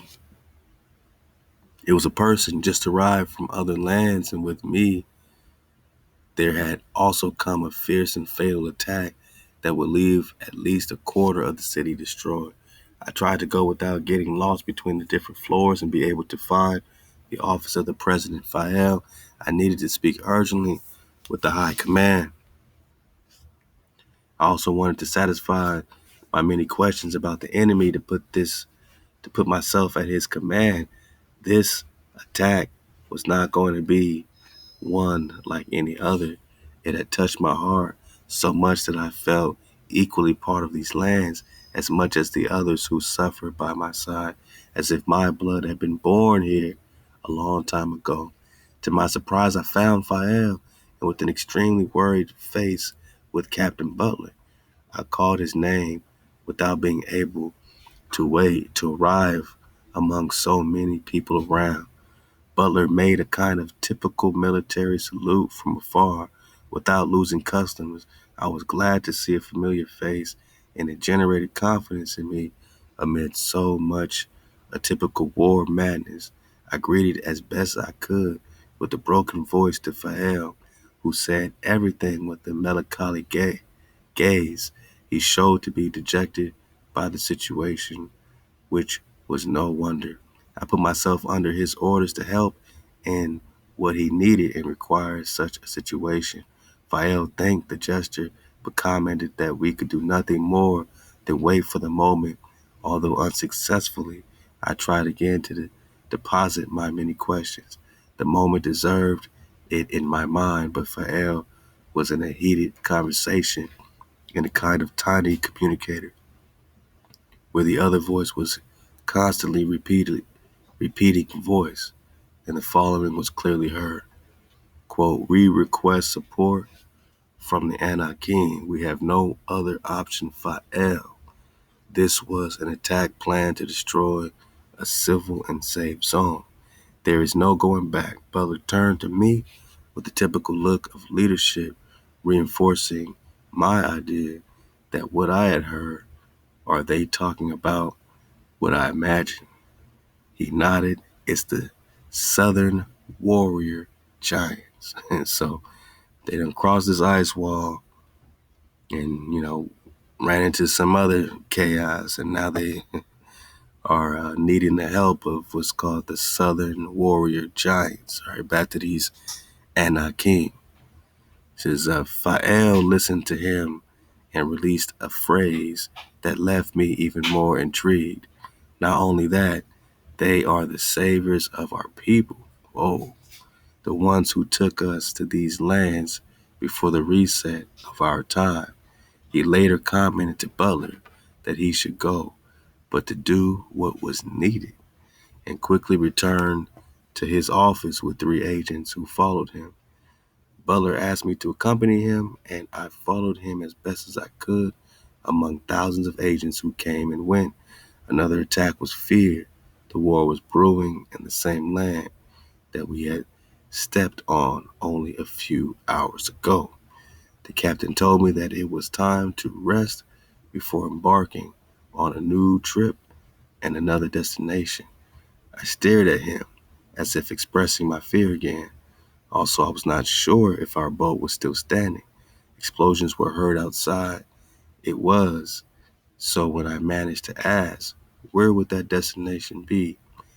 And the reason for that, it is something that Fa'el requested. He explained to me that it wasn't exactly Fa'el, but that the moment required it. He would go to look for the team first to reunite him here. And once they were all there, we would undertake a unique trip to the lands of the Anakim. So now they're talking about going to the lands of the giants, going to the lands of the Anakim. But before we would pass through his home, I was astonished, trying to digest these words. I wish I had said so many things, but my voice barely let out a sound that made no sense in any language. Butler then clarified in case it was necessary before my desperate way of expressing myself. Quote, "I'm sorry I couldn't tell you before, William. I am as much a part of these lands as any else you see suffering here.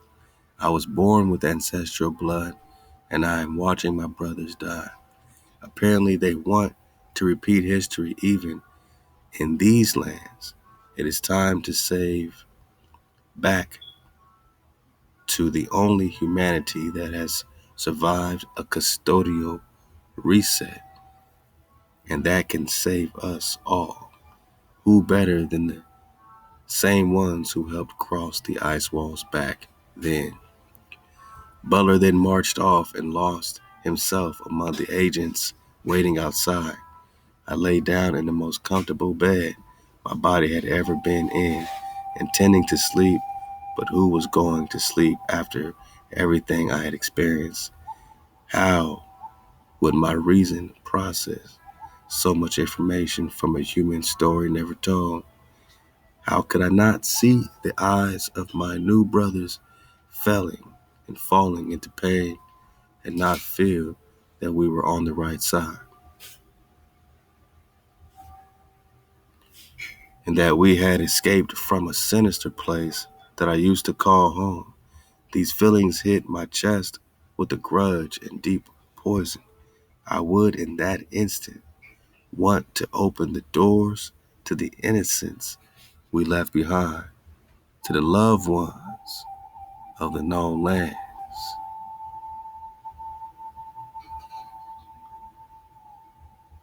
The trip to the shifting islands of Thoth. Oh yeah, we talked about the Thoth, the moving islands. So yeah, I guess they're talking about the same thing. So this is a trip to the shifting islands. I'm in chapter 9, belly flopping. We read more than a few. I'm just checking a piece of this out, and then we'll get back to it. Now it says the trip to the shifting islands of Thoth happened without major inconvenience. The only strange and remarkable thing was that there was no night. The day was barely extinguished on the horizon, but the first night, a full and clear moon appeared in the sky, and we barely noticed the transition. Like an eternal sunset of fire in the distance, I saw two iron blues pass through the sky in different parts of the last day of the trip. Towards the islands of the giants, it was difficult to fall asleep because of everything that was happening in our lives and around us. We were all awaiting for the great moment to contact giants. It was something that we could not even imagine. We finally arrived at the fairly modern port, perhaps with fewer structures than the majestic one of the capital of the republic. But their ships were quite different from those I had seen before. There was a certain decline towards military ships. Some even seemed to have weapons that I had never seen on top. And soon, as we descended, a man with a very long and reddish beard, along with a woman with a beautiful face and long blonde hair, welcomed us. First, they spoke with the captain, then introduced us all. Although they were tall, they did not exceed approximately 8 feet. 8 feet tall. So, a little taller than Shaquille O'Neal. It was still enough to pass us through several long feet. Dumbfounded by stepping on the ground of giants, we shook their hands and followed them. The city was not so silent, and that it was more like a rural area. The language they spoke there was also unintelligible. To our ears, the captain did not know how to speak it either, but the woman who introduced herself as Sheki, Sheki, spoke our language, although in a very strange way. She did it fluently and let herself be understood. We entered the part that seemed to be the center of this town on a remote island and an ocean also hitherto unknown to us. Sheki invited us to come. The houses were domes of different heights, and there were also huge white towers finished with the domes on top. In some, there were even figures of giants observing everything. I think I would not want to leave this island without going up there to see that majestic view to who knows where. I noticed that we were already beginning to naturalize situations that until 6 weeks ago, they were unthinkable, and that we would surely faint if we found ourselves in the current situation in front of the Giants of Thoth, man. So, all right. All the map drop we got Thoth the Moving Island, we got Thoth the Mon Spellberry on these maps. Now you got these Anna King, specifically the Giants of Thoth, my knock. So what's going on, right? What's going on? Now you see why we digging this. Love the Dizzle Fitty, man. For the dismount, man. For the dismount. So they are in front of the Giants of Thoth without having gone through all of the above. I had in my mind the imagination of barbarian giants with some basic clothing that covered them. But the reality is, this advanced race seemed to come out of some history of the world's parallel. Let's go. Their outfits were colorful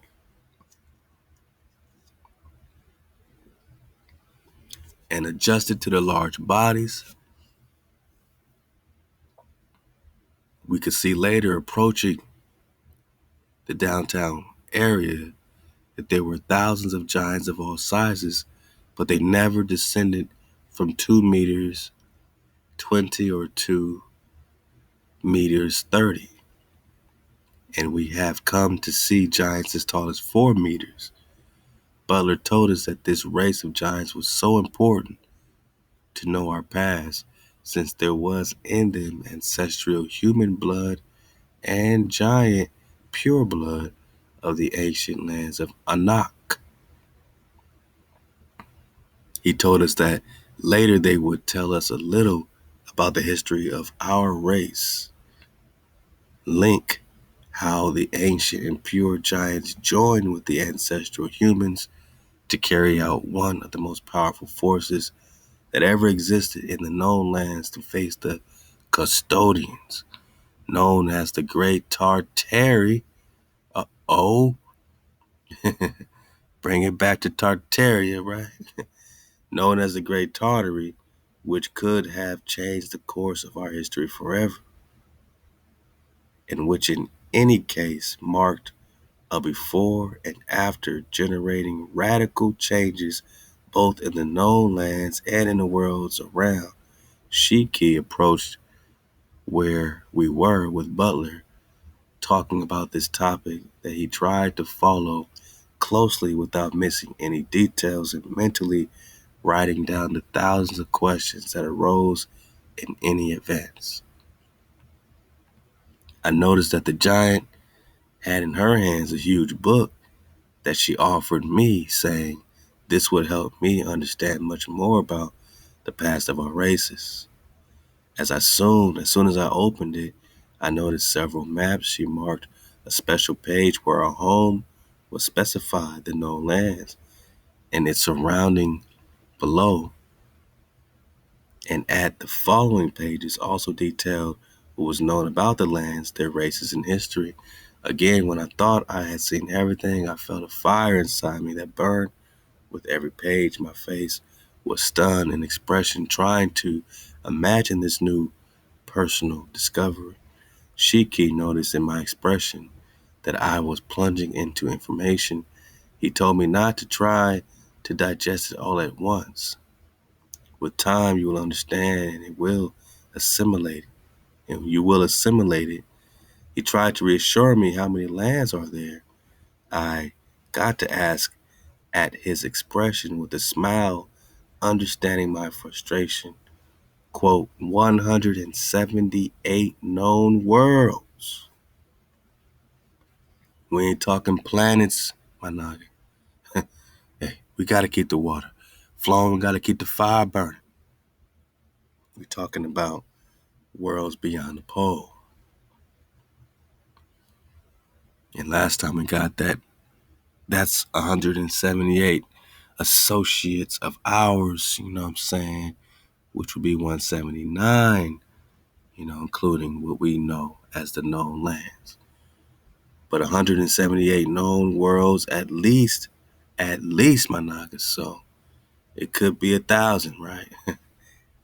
Based on the information we've been able to gather, she commented, but that does not count all the lands and islands that exist outside of them.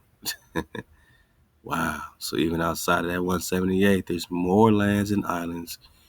The kind and beautiful giant human, as she summarized a bit of some key topics while she was showing me some of the pages of this book, wonderful and unique book.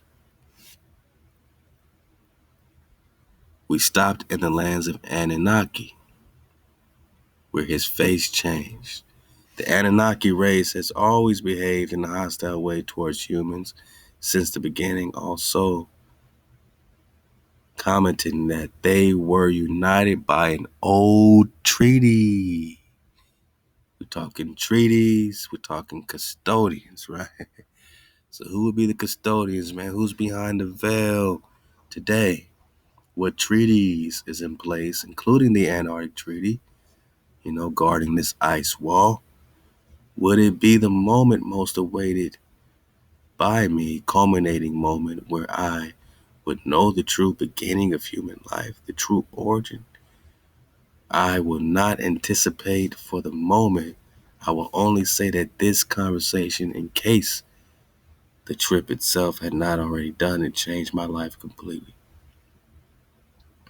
I will go on in detail and transcribe this conversation in the next chapter. We had skipped ahead to, what was that, chapter 9. I'm going to belly flop next time right back into chapter 5, talking about the domes, the learning of the worlds beyond the walls of ice, the ice walls, man. Dizzle Fitty, man. All I could say is these, this translation here, man, that we can dig on, is changing a lot of our, limits that we had up, what I'm saying? And there's so much more to continue with, man. Just checking in. The bros hit me with chapters 20, 21. Oh, man, I got so many more great, chapters to dig on and mind-blowing expansions to have with my tribe in real time, man. It's Flat Drop 101. We are reading that navigation book, man. The navigator that crossed, this ice wall. The navigator that crossed the worlds beyond the pole. And all we do is get interested, and say, okay, is it play? I mean, is it nothing? Is it something? Is there a reason they ain't returned to the moon since the 70s, over half a century ago? And just to give you a rundown of these chapter titles, again, this book is called The Navigator Who Crossed the Ice Walls, Worlds Behind Antarctica by Nas Confunden. Chapter 1 is called The Antarctica. Chapter 2 is called The Custodians. Chapter 3 is We Have Crossed the Walls. Chapter 4 is The War Behind the Wall. Chapter 5 is The Human Reset. We're going to get that next time. Chapter 6 is The Anakim, the Giants from the South. Chapter 7 is The Disease of the Human Being.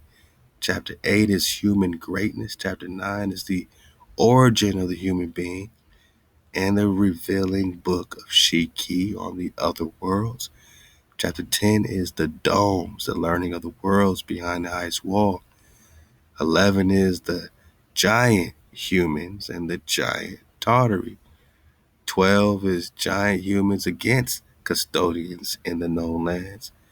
13 is The Ark, the Prosperous Capital Chapter. 14 is The Artificial Walls. 15 is Manipulation in the Known Lands. Chapter 16 is The Plan to Free the Human Being. Chapter 17 is The Summer Portal. The Summer Portal and Spiritual Education. Chapter 18 is Independent Osiris and the Earths. Okay.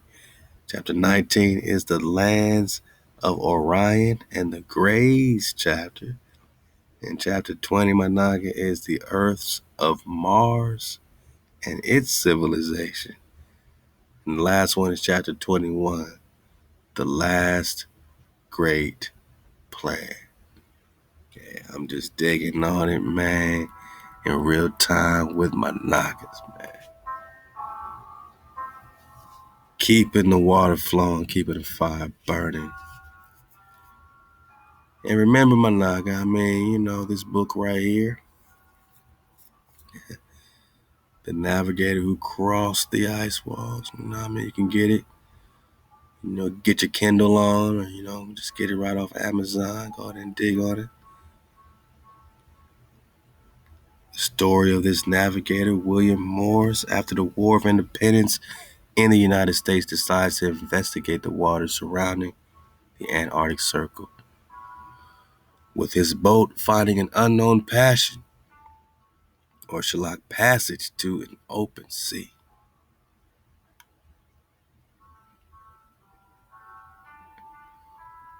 Again, I'll leave the link to a YouTube that, at least in the Espanol, is covering chapter by chapter, man. And this is amazing. It's amazing. I wonder if we can get like some type of, CC captions in English or something, man. I gotta figure that out. I'll leave you a link for you. These maps start to come together where you got your ball and, more and more outside. It reminds us of that Japanese map. I'm in my flat pack right now, by the way. I'm in my flat pack. Where outside of that, you got your South America, North America, Africa, all that. Then you got more worlds outside Antarctica. So, you got Thoth, the moving island, right around here. Just we keep hearing about these Giants of Thoth. But you got all these other worlds. So if they weren't intercepted and directed to this place, they could have just went here. But they were told they were unsafe lands and yada yada. Man, you pull up in another New York City, right? Across the wall. Yeah. Mad Pack. Yeah, man, we got all this popping off. I'm in that flat pack. Yeah, where all the drop is, man.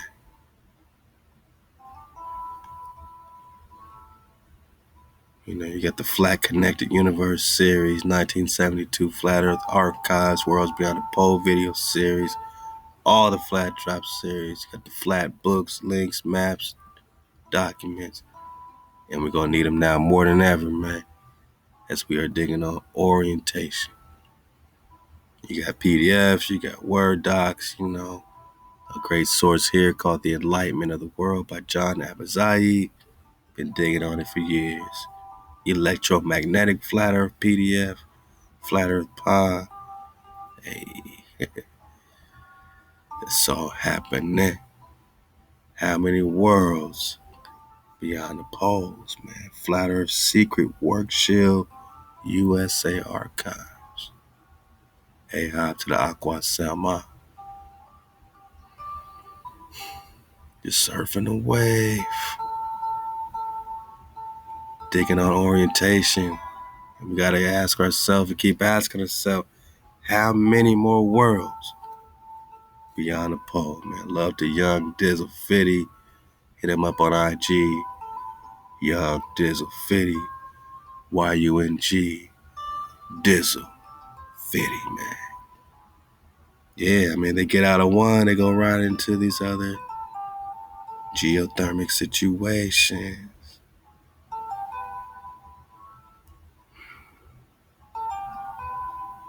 And the picture gets clearer and clearer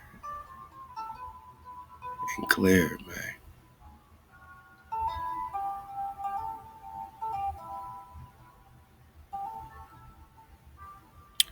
Question the narrative, you know what I'm saying? Who's this? There's no place like home. Great drop, also digging on the same map that we've been digging on. Hey, man, we surfing the wave, man, getting mighty fluty, man. But love to question the narrative, you know what I'm saying? Let's see what she's talking about for the dismount. Let's check our time, check our flow. And it's kind of interesting that they said, that time seems to slow down in these other lands too, you know what I mean? So we're going to get back in there, man. My bro Dizzle Fitty got us on track, man. Got us focused. Let's get a piece of this, man, for the dismount. I'm going to tell you the truth. My anxiety has been through the roof, and I have not been able to concentrate on much of anything. But I did want to make a short video about some maps that I came across. You likely have already seen them. I've seen them circulating on Twitter and on Instagram, and I just wanted to get some input on what you think. Also, if you hear any yelling or screaming in the background, my daughter is upstairs playing Valorant, so it is highly likely that we are going to hear that at some point. But anyway, this is not the map that I'm talking about that I've just seen recently. This one I actually saw a long time ago. And this is a Buddhist map that was found in 1907, Japan. And it shows what looks to be the azimuthal equidistant map model. And there are some other land masses on the outskirts of this. And that has raised a lot of questions because most of the time we think of the Earth as just being this part in the middle. But the question is, what if there is other land out there, which could very well be why they do not want us going out through Antarctica, at least unaided by, the military or government, or, they don't just let you explore out there. So anyway, so I saw some maps. Let me show you this one first. And I wish that it were clearer. It's not. You really can't read a whole lot on this.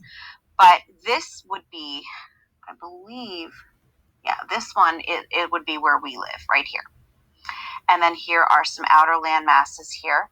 And this is in Spanish, so I can't really understand what it says. I know this says the Pleiades, which, if you think about it, the Pleiades is actually a star cluster. And then down here, this is called Tierras. All right, so this was a little clearer than the one we got before. So I said the picture getting clear, right? So would this be our known ball, this little piece? We get out of that, into these other areas. Like the story was saying, hitting these passages, right? Man, once you get out of there, you got this whole Anunnaki territory situation already popping off outside the rim, right? It gets deeper and deeper. I mean, Hawa, Hawa, your creator continues to create. Anunnaki, and Anunnaki, you might have already heard. That comes from, I believe, the ancient Sumerian religion, and a lot of people will equate the Anunnaki with the fallen angels or the Nephilim, and I think that it's very possible that they are one and the same. And so here are some other land masses here, Tierras de Marte, and some here. And again, I wish that I would be able to read this better. But my question is if any of you have seen these maps and if you know where they originated from, because every time that I have seen these maps, there has been no narration with them, nothing saying specifically where they came from or how they came about. Now, again, it could very well say that right here on this map, and I just don't understand it. But if you have seen this, I would love if you would let me know. But it is a very interesting thing going back to the one from the one from Japan to think about these land masses, because Timothy Alberino in his Birthright book, and I know Steve Quayle, have both spoken about the possibility that these fallen angels could have gone to what they say would be other planets. I know Steve Quayle and actually Timothy Alberino both said that Mars is a possibility for where they could have been for their habitation. And so the question is, if there is no such thing as a planet as we know it, is it possible that these outer land masses could actually be, in fact, where the fallen angels would have been residing and possibly could be residing now? Now, I'm not going to go on record and say that these maps are 100% legit because I don't know. I don't even know where they came from. I just think that it's interesting, and the fact that the maps that are presented to us, we know that they're not even correct. They come out and tell us that the maps that they show us are not actually accurate. So, if they can speculate on those sorts of things, I'm going to just speculate on this because I'm not making, any pronouncement saying that this is the ultimate truth.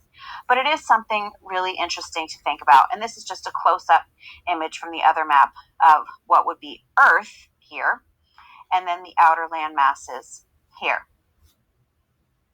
And there is another one here that actually, I don't know if it's the same writing that's on the other one, because again, the other one is so blurry. This is good, nice clear one. So these are those passages.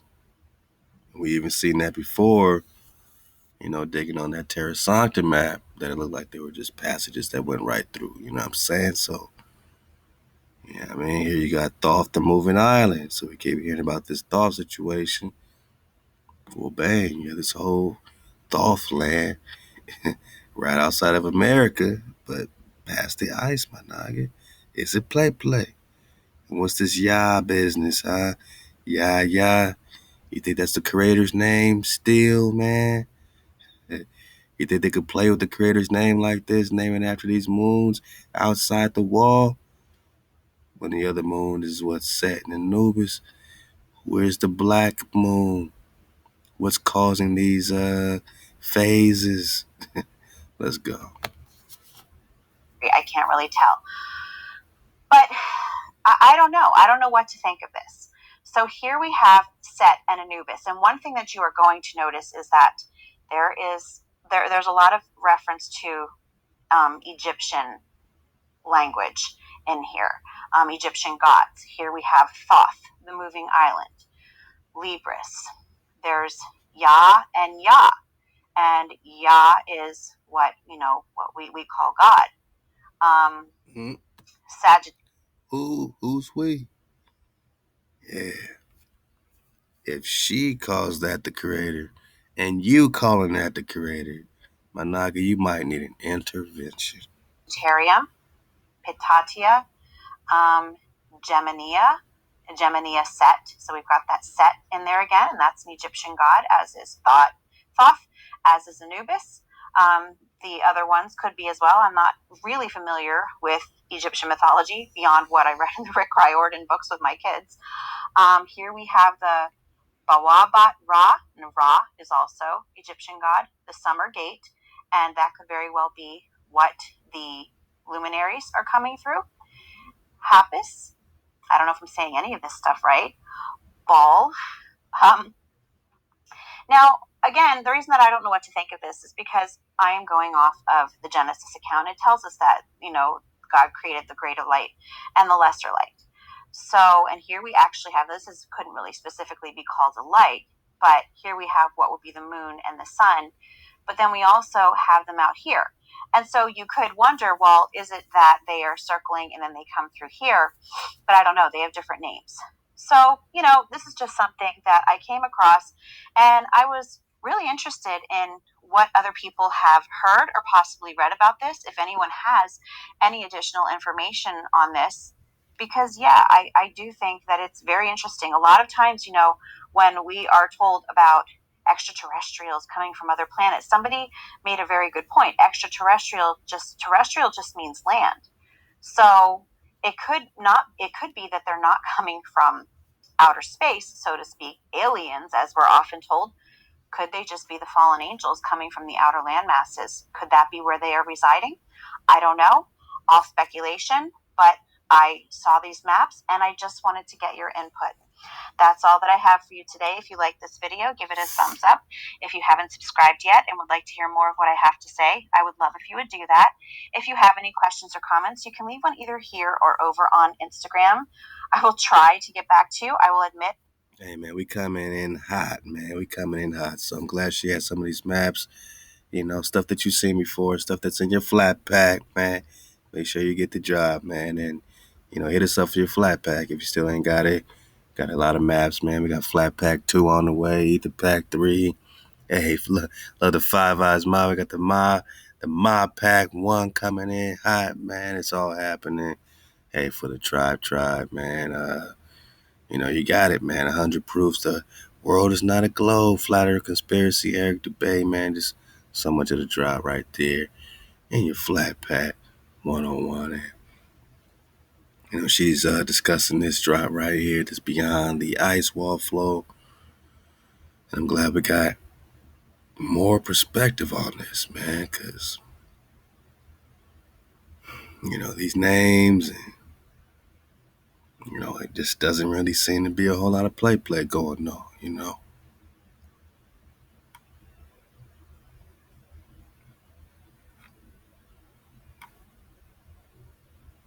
Oh, yeah, this one blows it up nice and big, gets us nice and cozy. But we'll get back in this, man. Don't you trip, Drop Nation. It's all happening. The walls of Asgard, huh? Keep hearing about this Asgard situation. And they had that popping off. Let's see. Try to scroll around a little bit. Okay, so they got that right outside these walls of what they call Odin.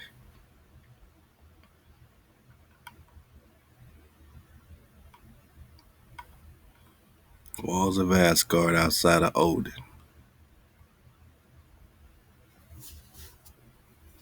And it's a lot of land, I mean. Comparatively speaking, man, this would be America here, Africa. You know, I mean, Africa would be right here with the O and the D. You know what I'm saying? So this is a lot of land, a lot of world beyond these poles.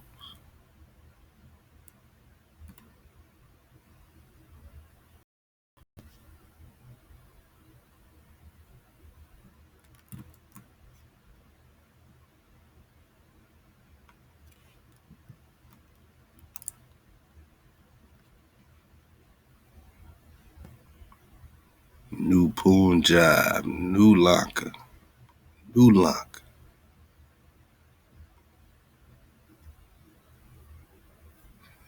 Get out of here. This thing's running a little slow on me, but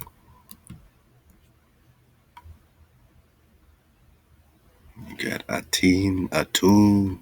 You know, like she said, a lot of Egyptian correlation, man, between these lands, man. Land of New.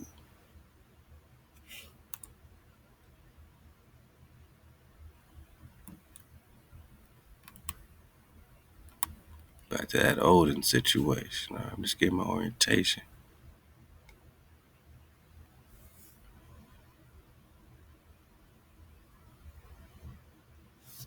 You know, so we were all up here in that top left. You know, then you got to get through a passage to even get in there, right? And that's the Attune situation. You got to get in there to get to what would be on your ball. So you wake up, or you think you awoke, you in a classroom, you see that globe popping off. That's just not able to really encompass all the lands that's really out here, man. And you got to ask yourself, is this play? Are they playing with me? Or is this more land beyond the pole? Things to make us think and contemplate, especially when we talk about these outer planets, when the etymology of a planet is just a plane, flat to spread, and a planet means something is being devious, repelled, or dissuaded from the right path. So you can't be on the right path if you're talking planet, especially when the plane is flat, spread out, and you talking spinning balls. You gotta be devious. You gotta be dissuaded from the right path. You gotta be bewildered, my nigga. Yeah, it's all happening. All strange wonders. Yeah, man. Certainly wondering, dissuading, devious when you talk planet. So that's letting you know the intention right there. Mars and this and this and this and Saturn and that and that and that, Jupiter and that and that and that. Devious but not dissuading from the right path.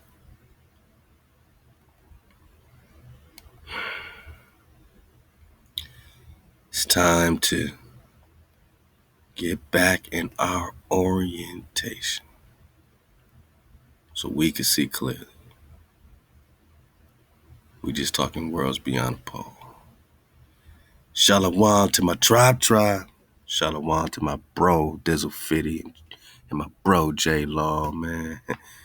And Drop Nation, shalom to you.